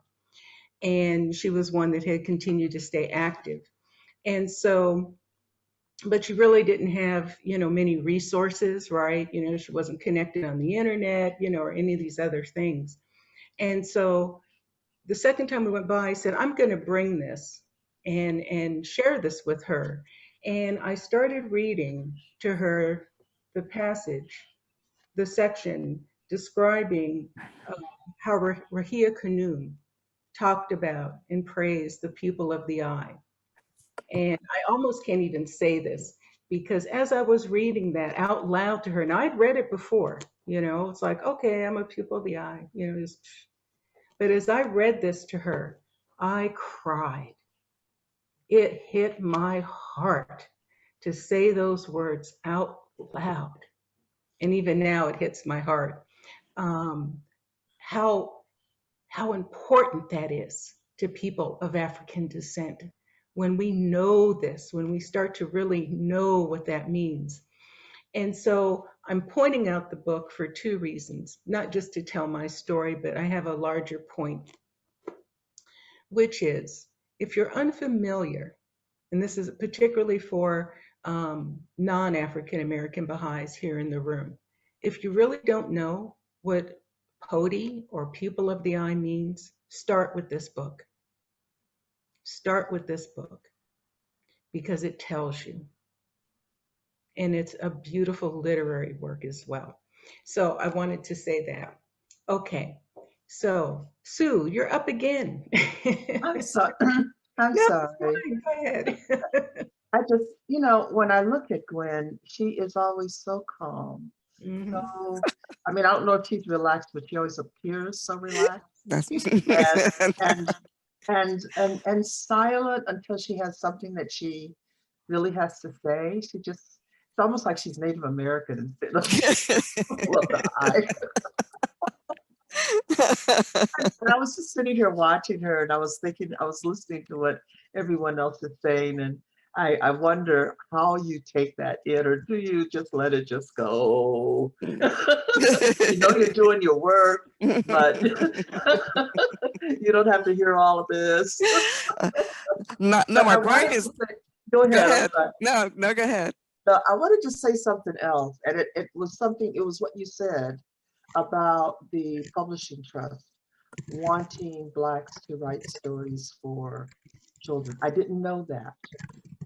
And it has been bothering me a lot, deeply, that there is someone white who feels that she is entitled to write stories about us. And I don't know why she can't just do it about white people who have gone before instead of about us. And So and I actually reached out about that. Mm. And she told me, well, you may want to consult with the publisher, because I knew her. We were friends long ago. And so she told me I should just check with the publishing trust.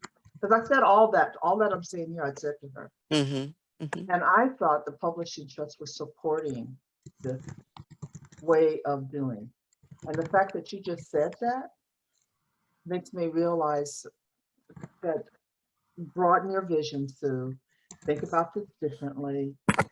Maybe they're ready now for us to do this. And if you have it on your plate to do something like that, or willing to work with someone else, you're also welcome to join. You're also welcome to join Family Music Forward, because we're also publishing books and rewriting songs and things like that. Family Music Forward, we're Black artists that are organizing how to own what we are creating so that we don't really need to have too many stresses. Family Music Forward, please join the group and we'll help each other. We're helping each other. Thank you. Thank you, Robbie. Thank you. So, so anyway, that's all I wanted to say. Thank you. Yeah, and just Sue, I could have another conversation with you at another time about this, but I do think that there's an interest at the Publishing Trust to begin doing this kind of work. Definitely. We're moving on up. Oh, Karen Anderson. How are you, Karen? I'm doing well. Thank you so much, Dr. Etta Lewis. It was wonderful. Thank you. Because this is an interest of mine personally, I knew many of the people that you told stories about. I had read about them before, but I didn't know Joe Lewis's sister was a Baha'i. I didn't know that, so that was pretty cool. Yeah. That was pretty cool. Yeah. I just want to mention someone that you didn't mention. There's so many people to mention, but I was so inspired by a cassette tape that I listened to many moons ago. That kind of tells you how long ago it was. It was a cassette tape, and it was Richard Thomas telling the story of Mama Noni, which was her name is Naomi Odin. Yes. And and why I want to share this is because look at who Richard Thomas is. But he was a thug when he was a teenager. Yes. And this woman was an affluent, upper middle class Black woman that lived in a ritzy neighborhood, and she opened her home to the young juveniles, delinquents, and used to refer to them as princes, and they respected her, and this was her service. And then to look at the outcome, because she was who inspired Richard Thomas. She was a phenomenal woman, and she can inspire all of us. There's many Mama Nonis out there, but read about her. She can inspire you to be of service in your community, because the children need us. Mm-hmm. Yeah. And she was truly a bold woman, as you talked about, at a time when no one wanted to be around these gangs, these thugs. She opened her home and she said, "These are the kings of the earth." And she was so committed to that she told me when I interviewed her a story about a job that she had access to, but she gave up the job for a Black man.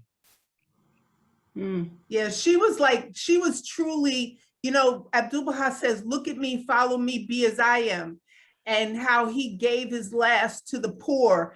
And that's who she was. She opened her home, her own home, to alcoholics, to men who were homeless and had nowhere else to go. She loved the unlovable, those who didn't love, these children who weren't receiving love elsewhere. She loved them, and look at the fruit of her labor is Dr. Thomas. It's just amazing to me. Yeah, he's truly a visionary, and we worked on Lights of the Spirit for about a decade, and it was his vision that helped us really put it together. It's wonderful history. Thank you. Thank you for everything you do. Thank you so much. I love you. Thank you. Thank you. Thank you. Linda Kelly, do you have your hand up? Oh, no, it's not up, but I could say something. I was listening, and Okay. I agree with everything, even though I didn't hear the whole presentation, I had another commitment. But, when we talk about Richard and Naomi, it was so interesting because Richard was also one of my teachers, in becoming a Baha'i back in, long time ago. And it was so interesting because one of the stories that when I found out Richard was a Baha'i, and so we're doing a protest at the high school that I was attending. And so he was there. And so I said, Richard, are you a Baha'i? He said, hey, I'm undercover, don't tell anyone. So he was just that type. Yeah, and so, and he's really good, him and Junie. And so it's just phenomenal. And I look at all the women here, who are, just the cutting edge, who books and literature will be written after. They're just doing phenomenal work, and I'm just pleased to be here. And I think about Barbara Talley, who at the recent Rise, how the young girl, the teen-year-old, wrote that beautiful poem about Barbara, gave a report on her life, which was so inspiring. And so, yeah, we need this, so this is great. Thank you so much. Thank you, Linda. Okay, we have a phone number, 434-738-5788. Tell us who you are. Hi, can you hear me? Yes, I can. Who are you? Tell us. Oh, I don't know why it's showing up like that. Sherlyn, I'm sorry. That's my Zoom. Yeah, it's only me. Gosh, I'm sorry for that lack of information. I'll have to fix that for next time. But anyhow, hi, Gwen. I want to thank you for an amazing, awesome presentation. I couldn't even take notes because I wanted to hang on to your every word listening. And it was just so beautiful, even though there were, of course, many of these women that I'm already familiar with. I had the bounty of knowing and being with Zelfa Matt Robinson in Uganda when I pioneered to Uganda. So it just brought back so many wonderful memories. Also, I was thinking, I was touched by of the Baha'i women in the past who are considered unknowns. You call them the mystery, the unknowns. A few years ago, not too long ago actually, I was doing some research, Baha'i research, and I went down a rabbit hole. And during the 10-year crusades, I was impressed that Shoghi Effendi was, they were appointing so many people of African descent to go out into the world.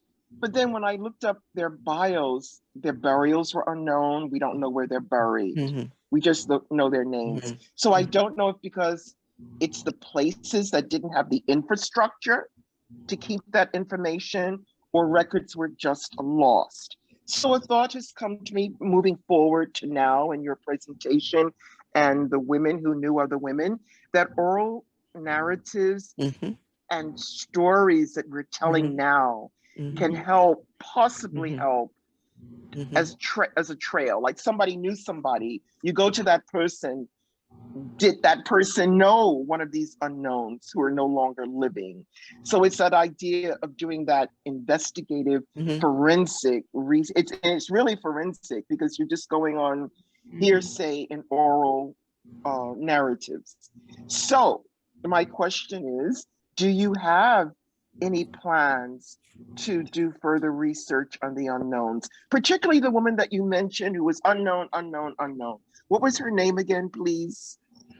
Her name was Olive Jackson. Yes.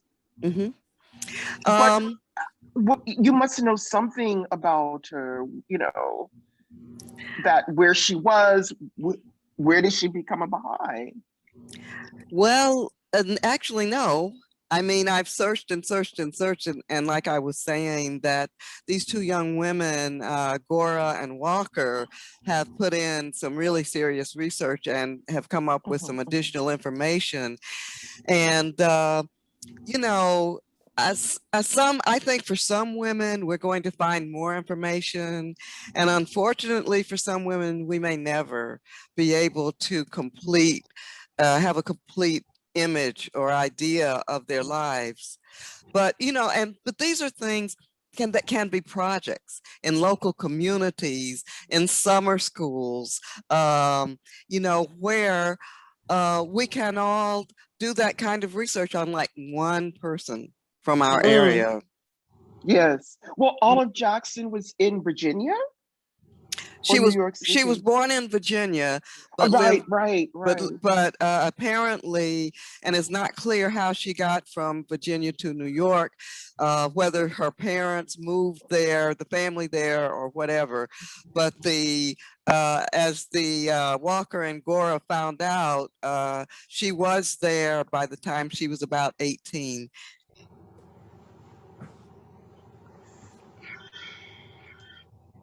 All of your work, Gwen, and it's always great to hear you and to see you. Hey, Angelita, it's so good to hear you. Thank you. Thank you. Okay, Carla. Good evening. Forgive the background noise as I am driving, but I just wanted to share that as a result of not only reading and studying the work of both Dr. Thomas and Dr. Gwen Etta Lewis, I periodically host classes that focus on Baha'is of African descent. I've also facilitated classes at Baha'i summer schools, so I haven't done it recently, that focuses on Baha'is of African descent. So, because that's an area of interest of mine, you know, I consider myself one of these Pan-African Baha'is. So anything that's related to Africa, African Americans, African diaspora, that's what I do. So I just need to expand to doing some things within my local community again. I used to host classes at my home back in the day. So thank you so much for your presentation. Thank Dr. you. Gwen, it was awesome. It's so Thank nice you. to actually see you in person via Zoom. And I hope to one day get to meet you in person as well. So I'm going to Thank you. cut down the road noise now. So thank you so much. Thank you.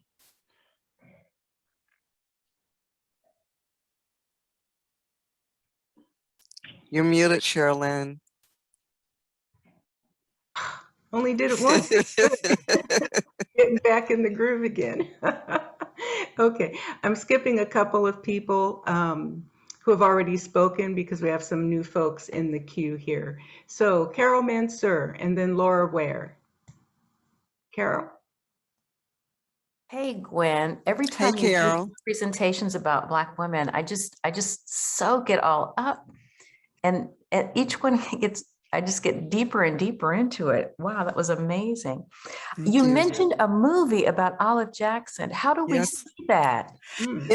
It has not been released yet. It was just finished a few weeks ago. And, you know, I just had the blessing of these two young women reaching out to me.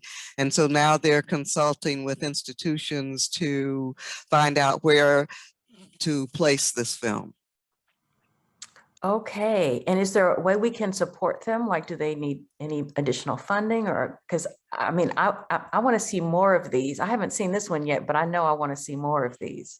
Oh, you know what? That's a really great question. And I will ask them about that and then share that information with you, because it is a beautifully well done film. And it's about 20 minutes in length. Gwen, could you keep me posted on that and I'll send it out to everyone Okay. on our list? Sure. Yeah, our email list is nearly 500 people. Wow. So, and that's just individuals. So it'll get out there. And anything like that, I'd love, we like to send the word out, and share as much information as we can with the friends. Sure. Oh, thank you so much. Laura.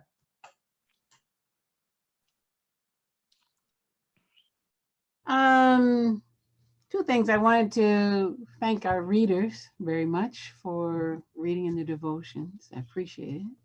And you said something about Elsie Austin Institute? Right. So, so what happened is that we got together after the POTI 19 conference, and we wanted to focus on teaching African Americans. So my Baha'i brother, Ronaldo Rucker, talked about living in California and doing the same and creating the Robert Turner Teaching Institute. And so what we did, since Elsie Austin grew up here in Cincinnati, we named our teaching institute the H.Elsie Austin Institute, and we focus on teaching African Americans. We meet once a month. We have outings, and we have one young man who would drive an hour or two just to come to the institute meetings, and he eventually became a Baha'i. And so, and we're studying, for example, this month we're studying some of the essays that Elsie wrote, and we're thinking about ways to create a scholarship for students interested in law in the name of Elsie Austin. So it's something that any community can do in the name of a Black Baha'i historical figure. That's wonderful, and I'd like to actually invite you and Ronaldo to come back and walk us through that and share what your experiences have been with that. Sure. So, Ronaldo, are you still here on the call? If you are, you want to say a word or two? Yes, I'm here. Okay. Just enjoying the conversation. Okay. Yes, as a matter of fact, we'll be meeting tomorrow with the Elsie Austin Institute. And we have two seekers. As a matter of fact, they're on the call here. I don't think they mind me calling them out. Gwen Allen and Yolanda Kelser. Oh, yeah, I know those ladies. All over the place. I see them everywhere. So we'll be meeting tomorrow. Awesome. Wednesday, we're studying the letter, Elsie Austin's letter, and we'll meet in the park and just enjoy a nice sunny day. All right. That's wonderful. Thank you, Gwen. I did enjoy your presentation also. Thank you. Thank you, Ronaldo. Okay, so it looks like we're back. We've caught up in the queue. So Barbara? Yes, I was, when I think it was Karen who mentioned Eulalie Bobo, I did not know her, but I just wanted to put out there that Jamila Kennedy. Yes. She has done a lot of research. And in fact, she was going to be on Black Friday one night, but then there was a scheduling conflict, really just focused on her story. Cause she, I guess she was Joe Louis' sister. She said she used to fill auditoriums. And she said, I wonder if anybody will ever remember my name even. And she, and so their friendship, she was saying, I want to make sure that they remember your name and how much you've done. And so that name just came to me for those who are doing that research, that Jamila has a lot of that oral history in her. Eulalie Bobo. Go ahead. And Barbara, thanks so much for bringing that up, because Jamila is magic. If you've ever been teaching with her, you'll know that no person in a radius of her will not see her and not know about the faith. She's just amazing. And you're right. I think we should collect that history that she knows so well. Yes. Yeah. Just in conversation, she'll say all of this. And I said, well, come share that. And it was just a scheduling thing that prevented that. So I've got to kind of circle back to that. But I remember when we were just talking, I was like, wow, this lady seems phenomenal. I didn't know her, but that's, some of us are going to keep this in our memory and pass those. So I think that even I love the fact that people are going to write, like Robbie's doing it with music. People are writing the stories. They're putting it into children's stories. You know, much of our history as African Americans is a storytelling, passing down that. So even before it gets to that point, you know, it's good to be able to be in spaces where we can hear the story, so they become part of our story, so we can keep telling them in case some of these things don't get to fruition. Just telling the story, putting it somewhere so that future generations can come back. Like we're looking now, we're digging hard to find the name. And so I'm also thinking about in Washington, D.C., how hard it was to find an actual picture of Pocahontas Pope. You know, they think this might be her right here because of this, that, and the other. Whereas so many other people that were not African American, we know their names, we know everything about them. But these you know, she's counted as the first African American Baha'i, and I don't know if Washington D.C. or I know it's at least Washington D.C., but it might be even a greater radius. But yet they struggle to find her story, Pocahontas Pope. So I'm thinking of these, that we right now, the little bits of the story that we can hold on to and at least pass on to our kids or write it down or record it or something, is going to make some future historians not have to search as hard as we have to in our day and age. The other thing I wanted to say was tag teaming with what Sue said, because I know how much that you know, challenges her that other people are writing our story. And I want to say, I know in one setting when she was sharing some stuff and sharing that concern, one of the people was saying, well, what do you care? You know, at least somebody's writing a story. And the thing is, if you're the first one to write the story, yours becomes the definitive one. Everyone have to measure up in truth, and yours has to you know, yours is second, you know. And so one of the things that always, you know, makes me think about is, you know, can we reach out to young folks who want to write and encourage people that might want to tell these stories. And I remember Lex, you know, Lex Musta. Yes. Okay, well, Lex has done so much research, and I remember he brought on FHU, Foundation Hall University, he brought on Louis Gregory's niece, some relatives, you know, to talk about that story. And they were saying that some of the accounts, I mean, that he really was pained. He really went through a lot. He struggled. And that's some accounts to move the world, you know, not written by them, to say just weren't accurate. But how do we know if there's nobody telling the rest of the story? And so I was just thinking about that, you know, when you look through if somebody's telling your story through a learned lens and you are looking through a lived lens, it's going to be a different story coming out at the other end. So we've got to tell our stories. And I think that's what causes Sue so much angst. Is like, you know, if you have that connections, you have those resources, why not reach out to a young journalist student, you know, that's African American, said, let me share this information with you. Let me accompany you. Let me assist you so that it can go through your voice, your culture, your ethnicity, your vision. Because as you said earlier, that we're the pupil of the eye, that we reflect we reflect that's what's before us.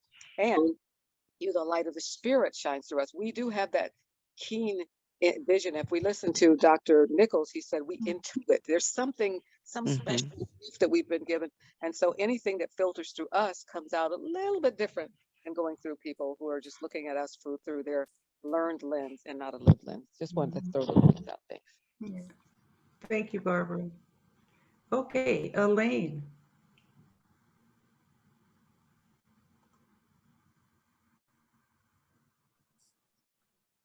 Hello. So now my first thought was just wanting to tell the stories, because I think that the obvious elephant in the room here is that I don't think, you know, from what I'm hearing and what my perception has been since I've come to the United States, is that we've done a terrible job of telling the stories of the history of others other than white in the Baha'i community. And it really concerns me. It's been something that's also Indigenous people. I've known Indigenous people in the faith. I was blessed to grow up with some of them who also have passed away without their stories being told, not even people even knowing that they passed. And this is very concerning to me. And I guess that's one of the things that, in terms of moving forward, My first thought is that the stories have to be told one way or another. And that for me, it's a very ill-equipped history to tell a story that we only know the Baha'i faith in the United States through the white people's eyes. It's a false history, just like the history that is told in our history books at school. And so, however it's told, it needs to be told, and children need to hear it, and Baha'is need to hear it, especially white Baha'is, because otherwise they have a skewed vision of who built this community. Because this community was built by Black people and Indigenous people. It wasn't just built by white people or European people of European descent. And there's a whole lot of history there that we know that has been, there's been erasure that has gone on. I mean, let's just be frank. And I guess my question here is just the follow-up to that is that how can we, my way of dealing with it is I just keep on telling the stories of every person I know that is Poti or Indigenous that I was blessed to grow up with. I tell those stories. I was blessed by, at the same time, I've looked into the history of the person who taught my parents the faith was actually a Black woman in Alaska. And it's hard to find anything about her. Her name was Catherine Powell. Other than the little bit that my parents knew of her personal life, in terms of like where she became a Baha'i, where she, I haven't been able to find that. So I guess that's one of those things that I wanted to have maybe a more, I guess a franker discussion, maybe another frank discussion is another place is a better time. But I guess I'd love to hear your feedback about those of us, who are of European descent telling the stories. And I mean, obviously, I really totally get the idea that, Black people need to tell their story. That's not a problem. It's more about the important thing is that the stories are told and that we don't lose those stories and we don't lose the history. I think that's the thing that I'm the most concerned with. And so how is it that we can move together to make sure that these stories are told and these stories are shared and that we don't have a skewed sense of history in our education of the faith? Yeah, I think, I think first of all, there's a difference in telling a story and writing a story. And so, and obviously we all see through the lens that we have developed over the years.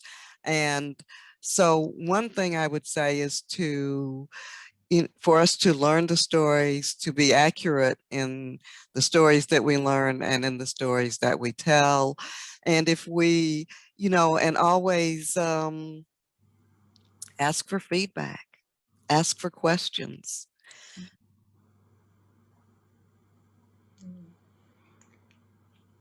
Elaine, as you were talking and as this conversation has evolved, about telling our stories, it gives me the feeling that this could be the seed for something collaborative coming from Dr. Lewis's presentation tonight. And that's one of the beautiful things that I like about this space is that this happens on occasion. The last time I recall this happening, there were a number of individuals in the space who said, yeah, we really want to deal with healing trauma as a community. And this came from Jillian Sturdivant's presentation on removing the dross of racial trauma. And so I would like to invite anyone here that's interested in coming together with others and or bringing other people who would like to engage in that discussion and perhaps take it further. Think about the model that Robbie, was talking about earlier, people coming together and creating. And so to have something like that, start from this space, wow, that's like, yes. So if people are interested in that, if you want to put your name in the chat, and say, yeah, I'm interested. I'll put everyone's emails together. And if someone would step up and say, hey, I'm willing to, you know, try to herd the cats together and find a time where we can meet, then I would be more than happy to help facilitate that. I'm not going to be a part of it, but I'm happy to kind of help people come together to start that conversation. So if it's something you're interested in, put your name in the chat, you know, and say that. And if you're interested in helping to spearhead this, please indicate that as well, you know, and I'll make you as point and let us know, come back, you know, and tell us what's happened. We have an upcoming presentation from that very group that's going to tell us about their work in exploring how to heal trauma from a community perspective, not just at the level of the individual. So yeah, you know, that would be very, very exciting. Okay, so I just wanted to throw that out there. And I also want to say that collaboration is wonderful, especially if we're collaborating on how to tell stories of Baha'is of color. It's, you know, both a learning and a teaching experience. So I think that would be a wonderful project. Yes. And even folks, you know, if we've got people here in the room who have an interest in genealogical research, okay, you're perfect for something like this because it's that skill set that is helpful in trying to identify these individuals, you know, the unknown, Miss Jackson, for example. So, and spread the word about that. Maybe I'll even send something out about that just to the whole group, because we're about half, we had about 100 people here earlier during the presentation, and we're at about 48 now. So maybe I'll send that out, you know, as a separate email to the list, so that, you know, we might garner some other individuals who would be interested in that. So yeah, that's awfully exciting. Yeah. So I just have one more just thought in that, in terms of future and using this, and that is that as we tell the history of the faith and as we're talking about the Baha'i faith, we can include in that the histories of those people we know that have participated, you know, here in the United States. I think it's really an important part of being able to teach the faith. It's not just being able to say, well, there's the Bab, there's Baha'u'llah, there's Abdul Baha, there's Shoghi Effendi, you know, like, but being able to, or Louis Gregory. Say, well, here are these powerful people who embraced this faith in the 1800s and the 1900s in the United States. And this is how they manifested this faith in their actions and in their daily lives. Yeah. To me, this is the most powerful form of teaching. It's not just running through Anna's story or whatever, you know, that is. But anyway, that would be my other contribution to a practical use of this time and of Dr. Lewis's book, and us actually going out and finding those stories, because trust all those people who are of European descent. There are many, many, many, many, many, many, many people of color who have built this faith in the United States. So. And there are many who want to tell that story, you know, want to make sure it's represented, you know, correctly. And so a collaborative, you know, in the spirit of racial amity, right? You know, coming together to do that. Boy, that would just be phenomenal. That would just be phenomenal. And, you know, and you mentioned generations, we're in a new epoch, right? We're in a new epoch. So we don't have to, I mean, 1898 to 2000 is good, but there's a lot that's happened in the last 20 years too. And those stories also need to be told before they're forgotten. Phenomenal things have been going on. Phenomenal people have been arising, you know, to the call of action before it was called by the House of Justice. To the call from the Guardian, to the call from Abdul Baha, other unsung heroes, right? Who are out there, who've been doing this work, who've been making it easier for us to do it. Let's not talk about the ones who didn't get the job done. There were a lot that were working on it. Let's find them, right? Let's find them. The Baha'is, the Black Baha'is that stayed in the community despite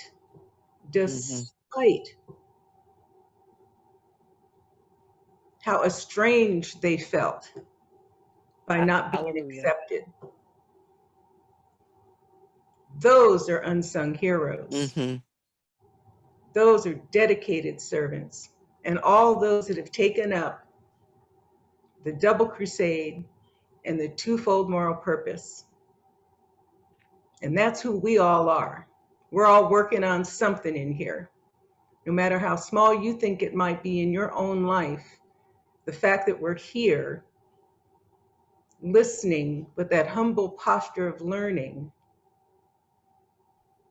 with the intent of gaining knowledge, enacting volition, and then taking action. Those 3 steps from Abdul Baha: knowledge, volition, and action. I can't say anymore. I can't say anymore. All right, do we have, oh, Elijah Maya's up. Elijah Maya. I just wanted to acknowledge the fact that there are Baha'is who over the years have been conducting interviews of Baha'i, giving them the opportunity to tell their story. And in particular, the 2 that come to my mind is Warren Odess Gillette with a Baha'i perspective. And he's been doing this for years, where he will interview Baha'is, giving them the opportunity to share their story. And also Rain Wilson, who has Baha'i blogspot, I think it is, who does the interviews. And these are examples of what can be done with a specific focus on Black Baha'is, because we do need to grasp this history in the making, okay? And I know there are people with the expertise who can do that, who with the desire, who can do that. And again, I just encourage the young people to step up and take the, what do they say, the bull by the horns? Just step up and do the thing. Thank you so much. This is such a wonderful space. I'm so happy to be a part of it. Thank you, Gwen. Thank you. I love you. Keep doing it. Ya Baha'u'llah. Ya Baha'u'llah. Oh, and I want to say one thing, because it's, at least for me, and when I say the things I say, I'm talking to myself. I'm reminding myself what I need to be doing, right? As wonderful as this perspective project or collaboration sounds, we're not doing it for the sake of doing it. We have to remember why we're doing it. And if it isn't laser focused on the call for action, if it is not utilized to bring people of African and indigenous descent into the Baha'i community in the United States, we are off target. We are off target. So we have to remember what our purpose is, and let that not only fuel us, but let that also focus our attention as we go about deciding what we're going to do and what we're not going to do.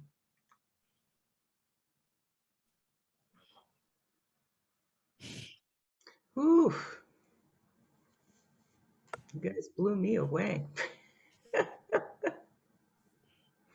Well, it's almost 10:30, friends.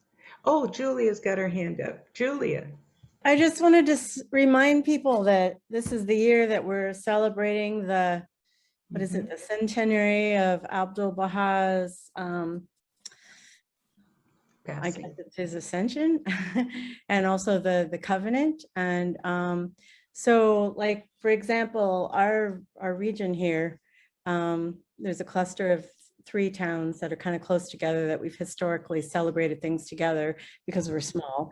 And we have a task force that we got together for the bicentenaries. And so we decided to get together for this as well.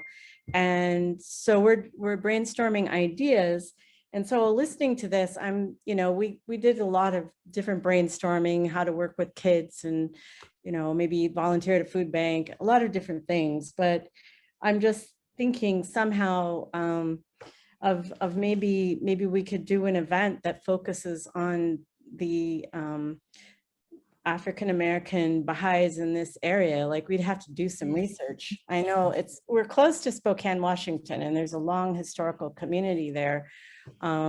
This town is there's been Baha'is here for 50 years. Anyway, I think it would be a nice addition, and maybe everyone could like think about that, how to celebrate these occasions in a way that puts a focus on the contributions of African-American Baha'is.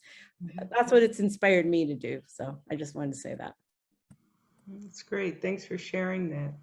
And, you know, I know in my own community, I have the pleasure of having two assemblies back to back, you know, adjacent to each other. And we were having a discussion about the teaching work and how we would proceed, you know, in response to the call of action. And one of the lessons that the community learned, there's a community center, which is wonderful. And it was brought up how in the past, you know, they'd have an event and they'd invite, you know, ministers and preachers from other, you know, faith traditions to come and all of this, and then nothing would come of it. And so it's made me very conscious of the fact that if we put our energy into an event, what is the follow-up? What comes after it? If it's an event just to have an event, is that really the best use of your time? Is that systematic? Is it strategic? Is it planful? You know, that there's something that's going to come from that, something you'll have ready to go after that event. You know, someone comes, they have an interest. Well, you can't necessarily just drop them right into a Ruhi book one, okay? Sometimes maybe not even into a devotional. So what have you got? Make the connection. Be curious about the individual. Get to know them, right? So a lot of seeds get planted real deep, but they often have the deepest roots when they grow. And I think that's how starting the friendships is. You know, it may not be right there on the surface and, oh, good, you know, we got a Ruhi and we got a devotional, right? You know, but yeah, just, you know, it's just my own rumination about that. But make sure you have something else that's going to come out of it. So people aren't just handed something and then they go away and they heard the name Bahai for the day and that's it. Yeah. Oh, Dorcas. Okay, Dorcas. Hello. So, you know, tonight you're talking about heroes and put my hand down. I came up with some words to a Mariah Carey song. Oh. And I'm scared to death, but I want to sing it because I think it's appropriate. Okay. Wonderful. Oh, you heroes of God, what would we do without you? Oh, we will always be faithful.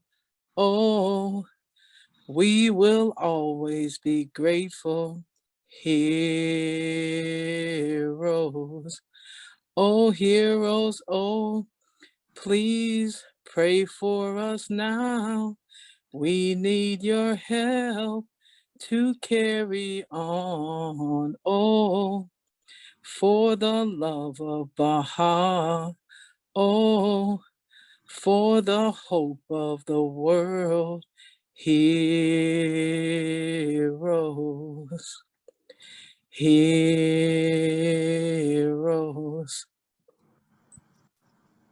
Dorcas, you've been holding out on us, girlfriend. That's wonderful.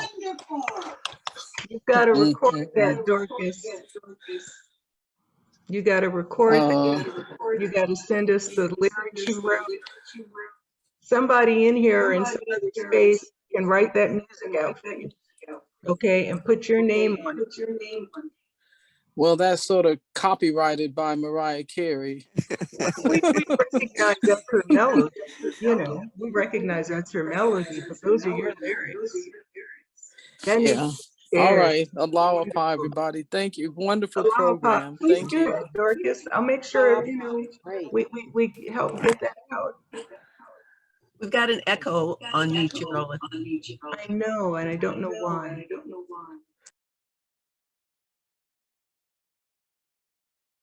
That better. Yes. Okay, great. All right, Alice Nightingale.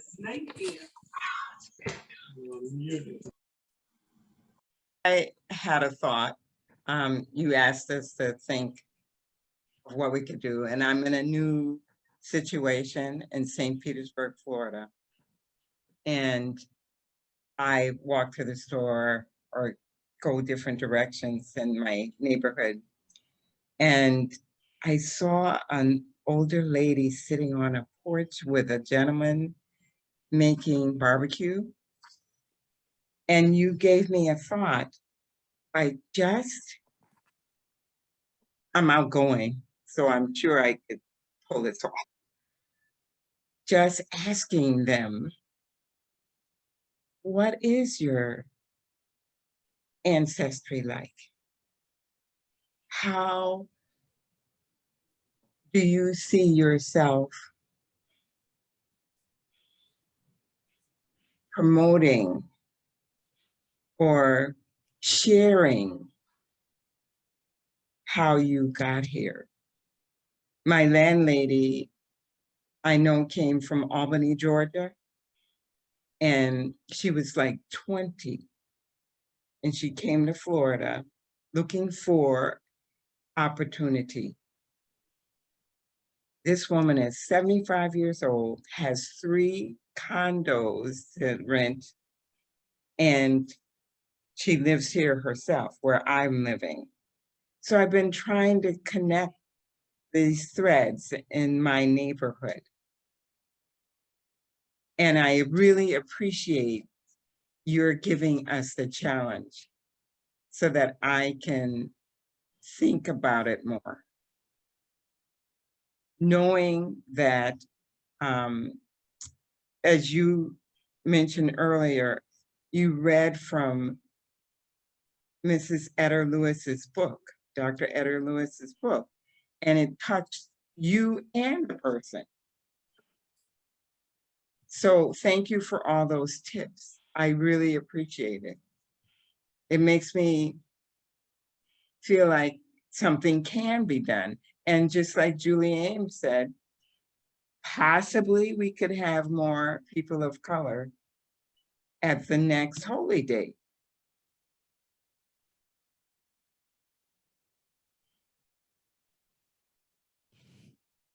Thank you. Thank you, Alice. I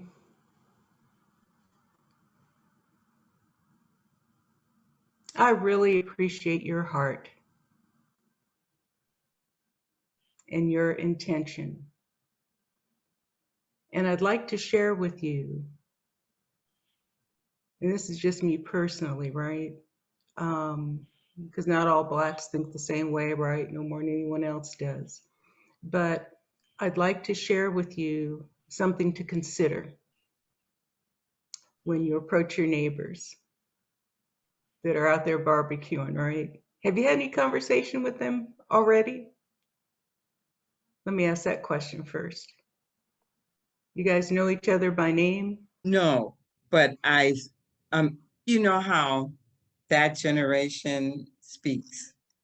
Which generation? How old are they about? Oh, much younger than me. They're about 40-ish. Okay. All right. Well, I would suggest this. Say hi. Introduce yourself. Do that a number of times, saying hi, whatever. Don't jump right in and say, can you tell me about your experience as a Black person? Because that will likely be interpreted as, here's another white person asking me to educate them. And I am I'm tired not of white. educating white people. I'm sorry. I'm not white. Okay, I'm sorry, because you mentioned people of color as in the other. So Yeah. excuse me on that. Are you a Black person, Alice? Yeah, yeah. Oh, okay. I earned the name Nightingale, but I'm, you know, I'm not. I'm for real. Oh, yeah, well, I'm sure you are. I don't doubt that. Okay, I was trying to, figure out between the lines because, Okay. Say hi. that's something for one Black person to ask another Black person that, even still. Yes, I understand. I Okay, understand. okay, Point okay. taken. Point taken. Okay, gotcha. And thank you for being so gracious about my faux pas. However, it's still a good learning for some of the other folks in the room, Right.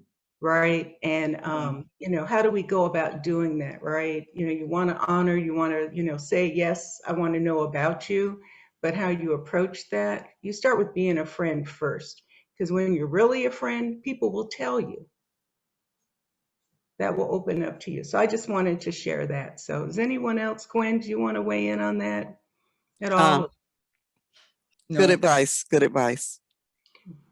thank you.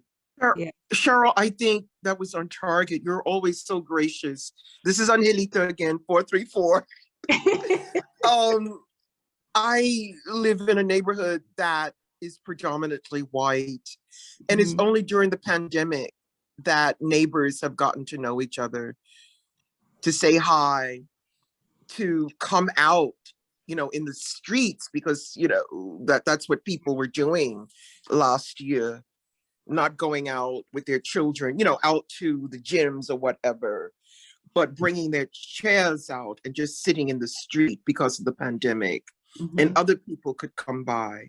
But I so love when you say that you enforce this idea, this practice, this reality of establishing relationships and the friendships. And then it comes, other questions are more comfortably answered. And sometimes you get to know more than you really want to know. So thank you for that. Because that's what I have experienced. And people helping each other out. That has been very beautiful with those new relationships. Yeah. I was in and I know some of you were there as well. I was in a space earlier this evening or this afternoon on Black and Native Unity that Barbara Talley hosts. And Toby Joseph, who is a Native American Baha'i, was speaking. And I came in late, unfortunately, so I didn't get to hear everything he said. But one of the things he mentioned was service. And, and about the question had been asked of him, we have some indigenous communities nearby, how do we approach them, and so on. And his advice, I think, applies to anyone and into any situation. And I'm summarizing it. For those of you that were in the space, please fill in anything that I'm missing here. But, basically he said first, know a little bit about them, find out about their tribe or tribes, what have you, just as you're here educating yourselves about people of African descent, right? But then when you go, he said, don't go and come and do an event. Don't go because you want to have a children's class here.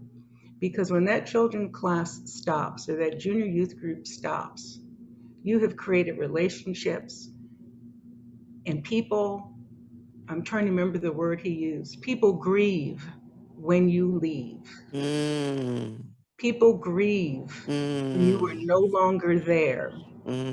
So be very mindful that if you're going to go in and do something, it's the long haul. It's not a year. It's not, whatever. It's got to be the long haul. The other thing he said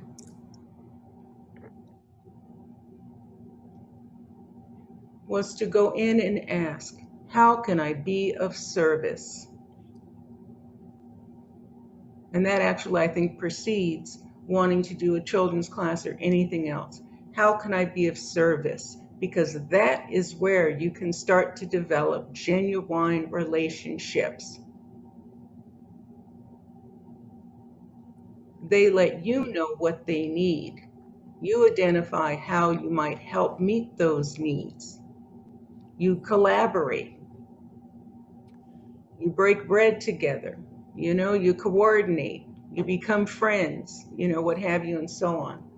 And then you can get into the other stuff. So I just thought it was very powerful, you know, what he said. And I just wanted to share that with everyone, since we're kind of, you know, talking about that a little bit here now. Anybody else want to address that?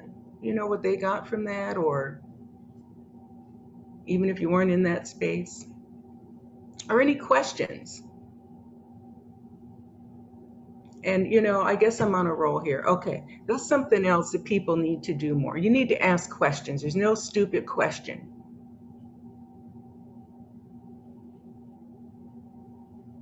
And Go ahead and tell it. Okay. Yeah, you know where I'm getting ready to go. When you don't ask, okay. There is a behavior that's associated with white thinking and white attitudes. I can't ask anything because I don't want to appear stupid. I don't want to appear dumb. I don't want to be ignorant. I don't want to offend anybody. I don't want to show that I don't know something. I don't want to show that I'm not perfect. So I'm not going to ask my question. When we do that, and we're all do that to some extent in different spaces, right? But when we don't ask a question, we're not only withholding vital information from ourselves, but we're inhibiting the development of discourse. We're inhibiting the development of consultation. We're inhibiting the development of gaining understanding. And one of the things that, and I'm going to have to remember this going forward as my next thing, because I started adding, what are your takeaways? What kind of actions are you going to take? Now, the third one is, you all need to start asking some questions in here.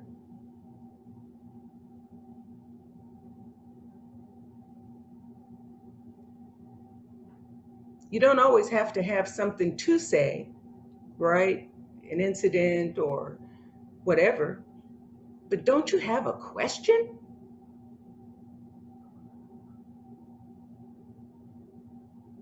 Right. We got to ask questions. That's part of that curiosity that we all have. It's showing our vulnerability, you know, that we're open. It's part of that humble posture of learning. People don't know what to tell you if you don't ask. You know, so, okay, I got a few more hands up. Dave Bird, I haven't heard from you. Hey, Dave Bird, we got a guy in the house speaking up. All right, Dave. Ronaldo excluded. Of course, Ronaldo was here, but go ahead, Dave. Okay. You hit a sensitive point in a way with me. Oh. But not a sensitive in terms of an ouch, but the other kind of sensitivity. I'm 79 years old. Mm-hmm. I've been retired for about 10 years. And all of my career, I have made use of asking questions in meetings, sticking my neck out. Yes. Sometimes being utterly stupid. Yes. But nobody else does. I know. And it's incredible that the common response is, you know, better to keep your mouth shut rather than opening it up and proving you're stupid, or however it goes, I can't remember. Mm-hmm.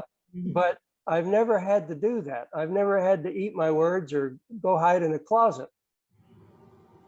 And I do the same thing in the Ruhi classes, in which I got into some big trouble for a while. But now it's turned around completely, because now the classes are much more open to questions. Mm-hmm. I get into the same kind of issues sometimes with some individual Baha'is, right? Because I'll say things sometimes that they say, that's not right. So we get into this, and it leads to discussions, which people learn. Right. Now, that said, you can definitely say too much too soon. Very true. So I just wanted, but from my point of view, people don't ask enough questions. Yeah. And quite frequently, when I get into the discussions with Pody, I'm the only one that asks any questions of the whites. And it's kind of like, in those situations, it's kind of like we had a recent president, well, not so recent, William Jefferson Clinton. One of his lines was, "I feel your pain." Yeah. That was it. If that's all you can say, you may as well just shut up, I think. You need to learn something. So. Thank you, Dave. You're welcome. Dave, let me ask you a quick question. Sure. As a man, how do you feel about what Dr. Lewis presented to us today, Dr. Gwen? I missed her presentation. I came on a little bit after 6. The reason was I had another meeting, and unfortunately, I got stood up at the meeting. And it was a Baha'i meeting, and I got stood up for a Suns game of all things. Wow. Yeah. But anyway, it is what it is. So you have to roll with the punches. Well, we're glad you're here, and the recording of this will be made available. So if I don't think you're on our email list, are you? I don't remember how I got the notice for this. I don't. Okay. All right. Well, if you'd like to be notified about the recording. I would, yes. Yeah, just put your name, your email address in the chat, and I'll make sure that you're on the list. Okay. Thank you so much for your comments. I sent you a thing to volunteer for if you need somebody to help out with genealogical stuff. Awesome. Awesome. Okay, good. We got you. Well, you were here at the right time you were here for what you need to be here for, David. Dave. Thank you. Dave, are you in Arizona? I am. I'm in Phoenix. Oh, you said Suns game. I'm in where am I? I'm in Tempe. That's all. Okay, who are you again? Oh, for some reason my name didn't pop up on the Zoom, but I'm Angelita Reyes, but I'm not in your community. I'm in Tempe. Are you related to Erica? Maybe millennia ago, but she's in my community. She's a Reyes too. Yes. We're cousins. Ah, okay. Hi. Okay. Hello. All right, maybe you guys can connect. Okay, looks like we've got Linda Kelly up next. Hey, Linda, how are you? Hi, I am so fine, thank you. After the recent Arise conference, I couldn't even, that Sunday evening, I could not sleep. You know, I was just so, the spirit was just in me and I was just so overwhelmed. And so I called, my partner in crime, Mary McGregor, and first I texted her the next day to see if she was at work, and of course she was, and then she called me at lunchtime because she was fuming. Someone had thrown her lunch away at work, and so so I said, well, Mary, I said, I know Radiance just gave a wonderful presentation on veganism, but if you eat bacon and eggs, you can come on over here. I said, because I have some things I want to share with you, a possibility. And so, and I told her I wanted there are Baha'is on the Fort Worth list, POTIs, who are not coming to anything. I said, so what I want to do is for us to have a barbecue, just to come and fellowship, for them to bring them back in to the faith. Okay, Mhm. so we're scheduling it for July 10th, to get them over to my house, to do this celebration. So what I'm doing is asking you guys, what type of suggestions do you have to offer us, in terms of carrying this out? We're gonna have some of the poetries who are into music, Mhm. one of Bobby Booland's cousin, Nice. artists to come and ask to play. We have an artist in the community. We're gonna celebrate her work. And so on the invitations, I'm trying to work out the flyer, the invitation, because on Monday this week, we're gonna be calling them. And if we don't get a response, we're going to their home and post Good. the invitations, for them Mhm. to come. So I want to know how should we include the information for them to come? Because we want them to know that it's a safe place for them Mhm. to come and be, and to share, to unburden their heart, to start Mhm. the healing process for Yeah. them to come back into the fold, so that they can participate in the call to action. So Mhm. what, Mhm. suggestions can you guys give us tonight as to what we should include on that invite to really spark their spirit, to participate? All right, Gwen, would you like to go After first? you, after you. Yeah. All right, now invite any of the other, podies here to jump in as well. I would say on the invite, say exactly what you just said. This Okay. is a safe space. It's for Black or African American Baha'is only. This is for us to come together and heal. It's a new day of faith. We are, the faith has recognized who we are and what we bring to it. You may want to save that part for later, right? But you don't want it to turn into a complaint session. I mean, but that's part of the healing, too, because people have to share, and get those things out, those experiences, right? Yeah, and make sure, and I'm sure you'll do this, but make sure that you have available, resources for folks like Foundation Hall, Barbara Talley stuff, because she's got it very POTI specific, and it's, Right. and it's really directed, to help those friends, that have been so disenfranchised and estranged, where they can start to feel like, okay, I can be a Baha'i, I can be a Black Baha'i, or I can be a Baha'i who's Black, right? So those would be my suggestions. And I wouldn't try to do too much. Okay. The first time it's like, hey, let's just get to know each other. Yeah. We allowed the time frame was from 4 to 7. Is that too long? I don't think so. Okay. But you know how we are. We can go a Yeah. lot later than that. So Yeah. Okay.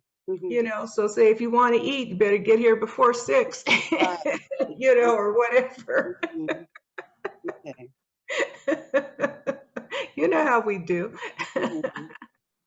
So yeah, you're inviting your family, come on over and think of it that way. Just think of it that way. Yeah. Where are you, Linda? In Fort Worth, Texas. Okay. Yeah. But Mary, I haven't really been here that long in Fort Worth, Texas. And okay. so I had basically isolated myself from Baha'is in the other communities that I lived in because of different, as we all know, the different, events, Right. things that happen. And so I'm basically, and then with my son passing after I moved here from glioblastoma, I am just now coming out of the grief. It'll be 3 years tomorrow. And so I'm trying to get back into serving and for his name's sake, and to call to action. Yeah, I feel a great need. I mean, I feel like I feel like I blew a lot of time being away, but I just couldn't handle the opposition that I was faced with in various communities. And so I want to get back and I need to serve. And so I want this to work, you know. Yeah. And I would add that I think this kind of outreach is so important, but I would also like to suggest that you be consistent and persistent, that it's not just a one-time thing, that, I was, you know, it's yeah, something that you're yeah, doing I was- regularly. Right. That's one of the things that to be discussed there was how often did they want to meet? So we can Yes. start off with once a Yes. month. And if we Mhm. want more, we can have more. And even when they start coming back, don't abandon them. You know, No, that it's you've not. got to stay with them. Have to nurture them and protect them before we even let them back into the Yes. community. Yes. And that's, you know, what the guardian said, hold them near and, you know, and deepen them and get them in some book 8 so they can understand the covenant and where their place is. That's where I want to go to with this. Well, it's going to happen. You know, you were there when Robbie gave her talk, Linda. Oh, yeah. Okay, you're the first. It's the timing. Yes. First, you're bringing it up. It's done. Consider it done. We just have to take the steps. Yeah. Just have to take the steps. Yeah. So say some prayers for Mary and I as we, you know, endeavor in this process, because, you know, we're already getting opposition, you know, pretty much. So but Mary's in Benbrook, which is a, you know, a sister community, and their group, but she's growing too out there, and so we're trying to accompany each other, even with the Ruhis and whatnot. So, which I really, with the new Ruhis coming out, they're pretty good. The other ones have just lost my interest completely. But I think that, you know, there's a lot for us to do, and I'm really inspired as a retired administrator, school administrator, with the whole books, you know, writing stories. And so this is really good. And I know Richard would help me with all this aspect as well, him and June. So I think that, you know, I'm really, good. I just want some suggestions as to make sure that we do the right thing. That's my concern. I want to make sure it's right so we can get them back. So we're going to have lots of music and things to bring in. Yeah. You'll get them back. Well, thank you for the suggestions. I really appreciate it. Oh, yeah. And we'd love to hear, you know, how that's going, you know. Okay. Sure. So it's going to be on July 10th. Okay. Yeah, from 4 to 7. So, but it's going to be in person, you know, so July 10th, you know, so any prayers when that date pops on your head. I do a monthly with another with a SOTI on racial and social justice. And so we'll have that devotion early, and then we'll do this. Go into that. Yeah, definitely. That's exciting. That is so exciting. I see Mary's got her hand up. Okay. Mary McGregor. So was there anything else you wanted to share before? That's it. Thank you. Marianne? Okay. And Linda, I hope you, you know, put your name in here so that, you know, we can get you on our list. And, you know, also if you're interested in participating. Oh, I did. I put it in there. I put it in there. Yeah. Good. Great. That is so exciting. Yes. Mary McGregor, you want? Hi, Sherilyn. Hey. Hi, Eder Lewis. I put something in the chat. You were talking about someone named Naomi. Yeah, out of Detroit. Yes. Associated with Richard Thomas. Dr. Thomas, was that the lady? Yes. I did some research and I found her name on a Wikipedia bio. Naomi Oden. Yeah. Yes. Yeah, I visited her house too in Detroit. Richard took me, they drugged me along, you know. Yeah. He was constantly dragging me I was in Lansing, you know, a high school student, and he was dragging me, and he was attending Michigan State. And so he would, you know, drag me along to his meetings and stuff. So yeah. Okay, thank you, Mary. Good to see you again. Good to see you. Been seeing a lot of folks a lot lately. So we had a big weekend, and you know, it's just been really great. Okay, so Maria Patton and then Elaine. Maria? Oh, I see Angela has her hand up too. Oh, Angelita got her name in there. Okay. But Priya, you're up next.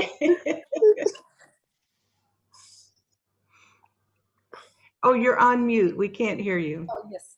Hi, everyone. Thank you so much, Sherilyn, for always sending me the invites. I haven't been able to attend many of the sessions, okay. But I just know how powerful they are. And when I got here late for yours, but I'm going to listen to it because stories are dear to my heart. But thank you for making me feel comfortable with asking questions, even though they might, you know, not be, I don't know, appropriate. But anyhow, last year, a few of us from our LSA started a group called Voices for Change. But as I hear you talking, I'm thinking that maybe our approach is not the best because the purpose is to get people to, you know, either African Americans, Native Americans, or other, you know, Japanese Americans or Mexican Americans who have been, you know, victims of racism. And it's a space for them to share their stories and then also share some ways that perhaps they think could help with the healing of this of racism. But I'm not sure if it's, you know, we want to do something, you know, to help with the healing. And I think we're still very new at understanding what the best approach is for healing.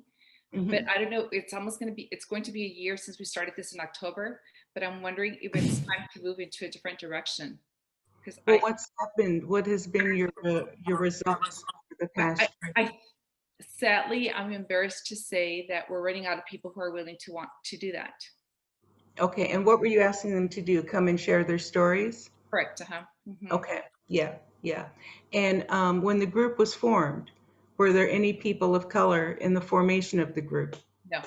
Get rid of it. Exactly. Yeah, and I Start think over. exactly. And the problem is that we don't have any in our cluster. Okay.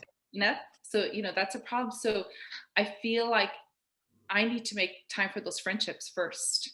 Because it's like the Hispanics. I've always taught that way. For me, if I'm going to teach somebody, it's almost like I'm going to invite them to be part of my family for the rest of my life.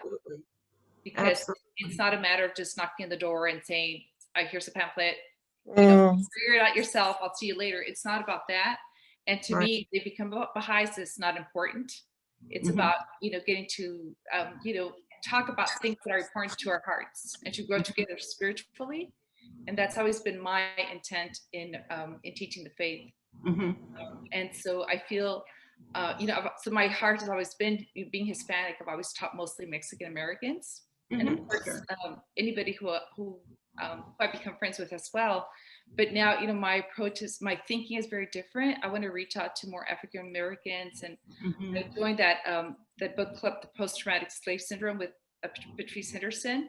And that was such an eye-opener, and I'm just so grateful for all of you, and I'm just so touched by your hearts.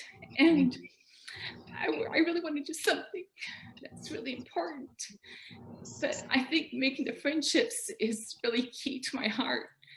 And but I feel like we need to do something as a community too.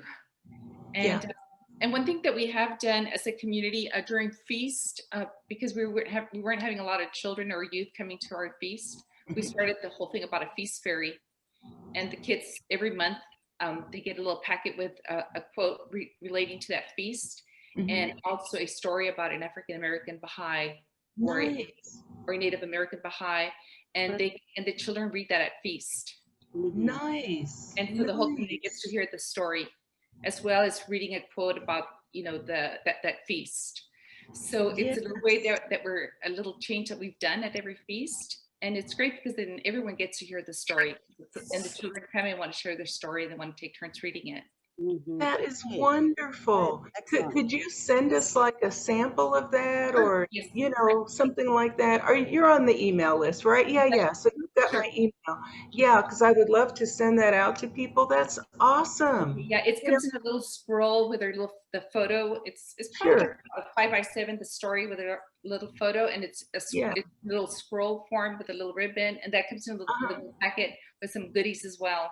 So we did. Some of us deliver it to each of the homes before the feast that morning, and the kids, especially the little kids, they get really excited because the feast. Oh So, but and it was and the children did start coming to feast. So that's one of the other little changes that we've made. That is just wonderful. Yeah, and share any others, that you have. And, you're giving me the idea again now for another presentation, right? Great. That's You great. know, sharing these kinds of things and showing us, what you're doing and that kind. And I don't know if you have enough for a whole presentation, to cover that amount of time, but as we hear and as I gather stories like this, and I can invite, a number of, people representing their communities or whatever to come and share those things. But in the meantime, I'd love to be able to put that out and say, here's an example, right, of how you can incorporate into your feast in a delightful way education of the children and the adults, right? And just making that connection even more. But getting back to your program, personally, I really feel that making the friendships is where we have to start, because things can just seem very hollow. And we're not called pupil of the eye for nothing. We kind of know when someone's just coming, oh, you're not interested in me. You're interested in me being in your thing. Or Exactly. you just need to tell me something. And you know how much we all love talking about the faith, right? And it's hard for us to, turn down the spigot on the water hose when we get started, right? But we have to be mindful, right? What does that person need to know? Not what I want to tell them, Correct. not what I'm all excited about. What do they need to know? Right? And I don't know if any of you, did you guys get the email I sent out called Love Notes from Abdul Baha? Okay. Yes. If you listen to that Tom Price talk, let me tell you, it hands down to me, it has been the best thing to understand how the master taught. Now he builds up to it, okay? But as I say it in my blunt way, Abdul Baha didn't go around saying, let me tell you about my father. That's not what he did. How can I help you? What do you need? He went there with that ray of love, look you in the eye. I really want to know you. Now that's not going to be easy for a lot of people to accept, because that people don't get that very often, right? So you can't be too intense about it. You know what I'm saying? But yeah, personally, I agree with you. I think the friendship, it's the long, thorny road. Friendships are what I consider part of that long, thorny path, because they're not quick. It's not easy most of the time, right? Sometimes you meet someone you really, you click and you're friends on all these other levels too. And that's the other thing that comes to my mind. In my community, I just moved in here a little while ago, and we were talking about establishing goals for racial inclusion, so we got together and we did an inventory, and I recommend this to every community actually. And we went through one by one and I typed them all up. It was a Zoom meeting. Tell me your interests, your skills, your abilities, whatever. People that had lived together and known each other for 20 years found out things they didn't know about each other. Now, why was doing that important? Not because they necessarily got to find out things they didn't know, but because it was an inventory of the interests and the resources in the community. So if I meet someone who, for whatever reason, has this dream that they want to go to Siberia, well, I know my friend over there has lived in Siberia. I can make a connection, right? We have to be more than just the faith. Exactly. Do you knit? Are you a photographer? What kind of photography? You're into art, what kind? Music, what kind? We got to be able to interact with people on more than just the faith, but as individuals in a wondrous faith that is enhancing and transforming all these interests and skills and abilities that we innately have, all these jewels. So take an inventory, of yourself. Sometimes, you know how we are, no, I'm not interested in, I don't do that much, I sat back and did my inventory. I thought, wow, I did all those things. I forgot about some of that stuff. You know, I used to like doing that, whatever. And so that helps us get in touch with ourselves. And therefore, when we meet other people, hey, are you interested in knitting, or jewelry making? I am. I've met other people while I was shopping for jewelry supplies and got to teach the faith that way, by the grace of God. So that's something, and it also brings a community together. It also just helps you kind of know who's who, because sometimes our relationships quite often are very hollow. Not hollow, but they're very segmented. They're only about the faith, and we don't know each other as individuals, as people, and we need to do that too. That's why we don't have different Baha'is coming to the dinner, coming to the home, because that's not an interest. It's just my interest is only at the feast, not Right. in terms of your personal life, So that's why when Dr. Nichols talks about the relationship building, how we do need to build relationship. But Maria, what community are you in? It's called the San Diego County Supervisorial District number 2 in San Diego County. In where? San Diego County. Oh, San Diego. Oh, yes. Who's speaking? I just can't catch your voice. That was Linda. I'm Linda. I'm sorry. Linda, where are you? I don't see you. Linda. Oh, yeah. I had shared because I had to go put my robe on. Okay. Is that Linda Kelly? Yes, I had to put my robe on. Linda. Sorry. That's okay. I just have a thing about disembodied voices. That's Right. all. I had to go put my robe on. I'm sorry. Yeah. That's okay. That's okay. Oh, there you go. There you go. Okay. Thank you so much, Sherilyn, for your input. Yeah, and we're all happy to help you with that. If you're going to start another group or something, get some people of color in there and find out, make sure they're engaged from square one. Otherwise, you're going to be, and people feel used. And also, you can always invite people of color to come to your community. That may not necessarily be in the community, but can come just as a physical presence so that they can become familiar with seeing someone of color in the community setting. And that's part of what this space is about too, is so that white Baha'is can be exposed to Black Baha'is, hear us talk the way we talk, hear our music, all of that. So it's not so foreign, right? So you become accustomed to it. One other thing I want to share that we're considering, my assembly and with our auxiliary board, is because I'm the only Black Baha'i where I live. I've always been the only Black Baha'i pretty much, and if I wasn't an isolated believer, I was usually the only Black Baha'i. And I am in that situation again in this new community that I'm in, that I'm pioneering to. And we're going to deputize a Black Baha'i or a Black couple to come in, because I need somebody else. I can't do all this by myself. I can't do junior youth group, children's classes. I can do it, but I can't do that and do this and my other work, and so on. So why not deputize someone to come and live in the community?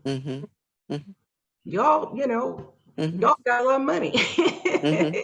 So many of these quote unquote white communities, are wealthy. We don't have those kinds of resources where we can move in. But if you really want us, you could deputize all of us to come in and, and really help the work and help, develop the community. So yeah, my community heard that. They're like, yeah, I said, but that's not a free pass for anybody. Everyone still has to do the work, but it's a way to get it going. So, okay. Dear friends, I am so sorry, but I have to go. But I want to thank you all so much for coming. I've enjoyed this discussion. Sherilyn, thank you so much for the invitation. Thank you so much for staying with us for so long, Gwen. I was just getting ready to let you off the hook. Sorry, sooner. You see, conversations go on. But I Yes. hope you found it, worthwhile as Oh, well. absolutely. Absolutely. Yeah, this is my thank first you so one, much. and I have truly enjoyed it. Carol Mansour gave us Oh, hey, Carol. link. So yeah, thank you so much. Absolutely. Thank you, Gwen. Thank you all. Good night, everyone. Good Good night. night. Good night, everyone. Good night. Was that Carol Monser speaking just now?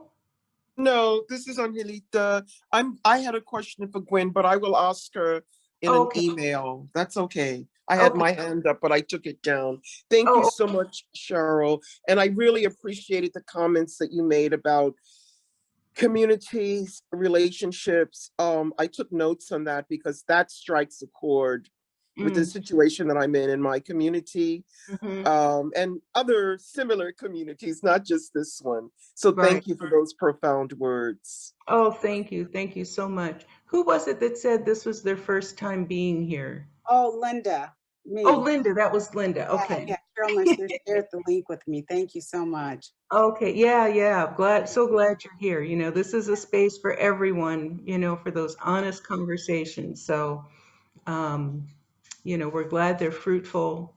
And yeah, the meeting that I had, I couldn't hear all of Gwen's presentation because there was another commitment to the regional, and I couldn't wait to get out of there. I said, I know that's sad.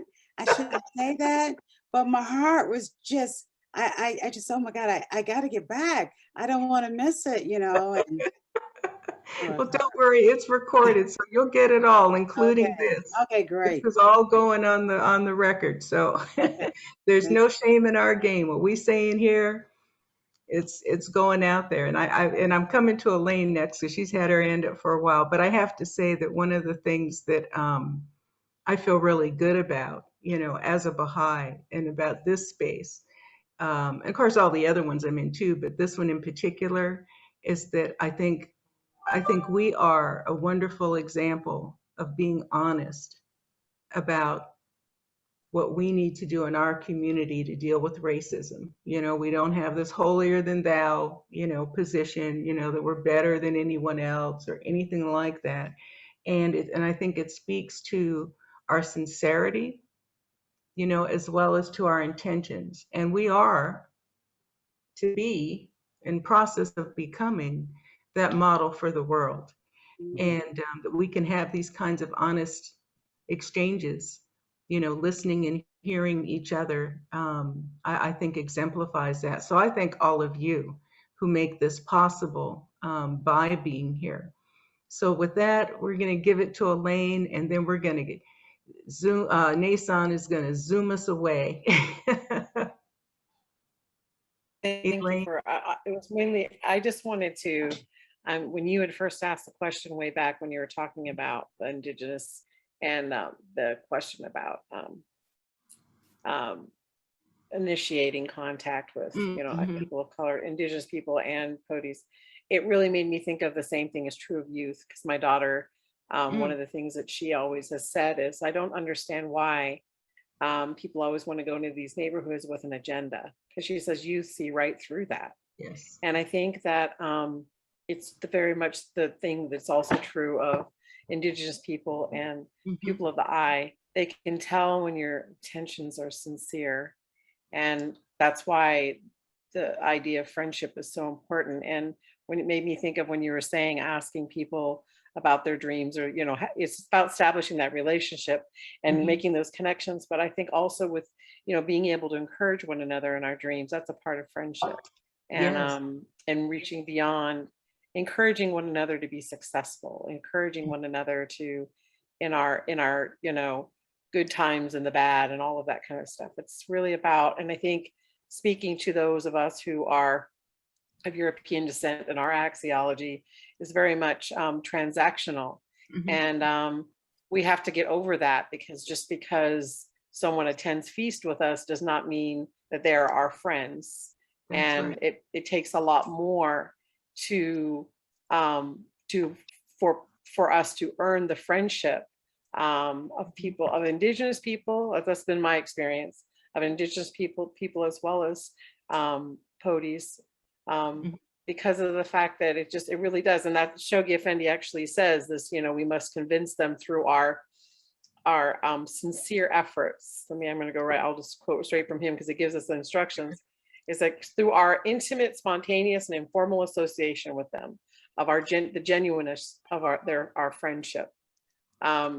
So it's that, that spontaneous intimacy that is required. So I just wanted to put that out there just because it made me think of the youth as well. This also applies to youth. And, one of my personal things is that we really needed a lot younger people, because I've had people turn to me and say, oh, you young ones. And I'm going, well, I have grands.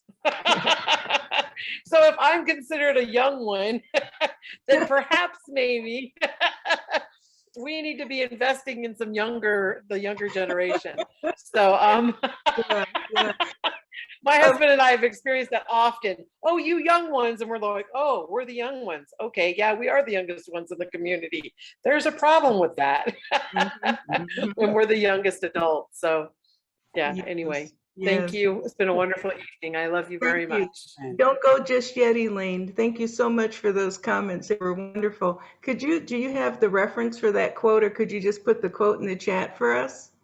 In The Guardian? Oh, absolutely. It starts off with a supreme effort. So, and I'll put it, it's from Advent of Divine Justice. Right. And it is one of the, I really am working on having it memorized, because I use it so much. And I think all of us, those of us who are, let the whites, those of us of European descent, the Sodis, need to have this memorized, because Shoghi Effendi was very instructional. So I will absolutely put that in the chat. It is from Advent of Divine Justice. And it's very clear. I think it really, whenever someone asks, what should I do? Which I think a lot of us white people will say, what am I supposed to do? What do you want from me? I think this is a really good answer to that question. But that's just my personal thank opinion you so for much. whatever it's Really worth. appreciate that. And everyone here.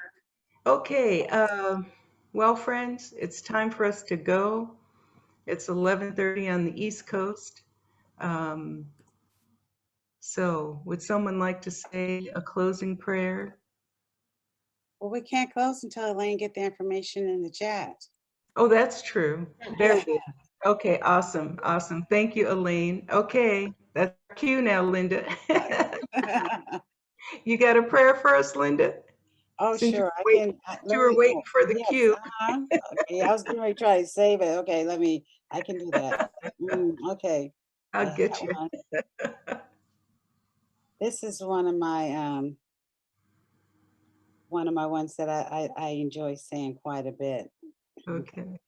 Oh, my Lord and my hope, help thy loved ones to be steadfast in thy mighty covenant, to remain faithful to thy manifest cause, and to carry out the commandments thou didst set down for them in thy book of splendors, that they may become banners of guidance and lamps of the company above, well springs of thy infinite wisdom and stars that lead aright, as they shine down from the supernal sky. Verily art thou the invincible, the almighty, the all-powerful. Abdul Baha.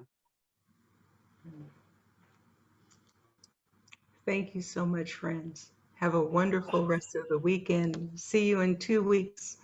You'll get an email soon. Thank you, Jillian and Nason. Take us home. Aloha. Aloha.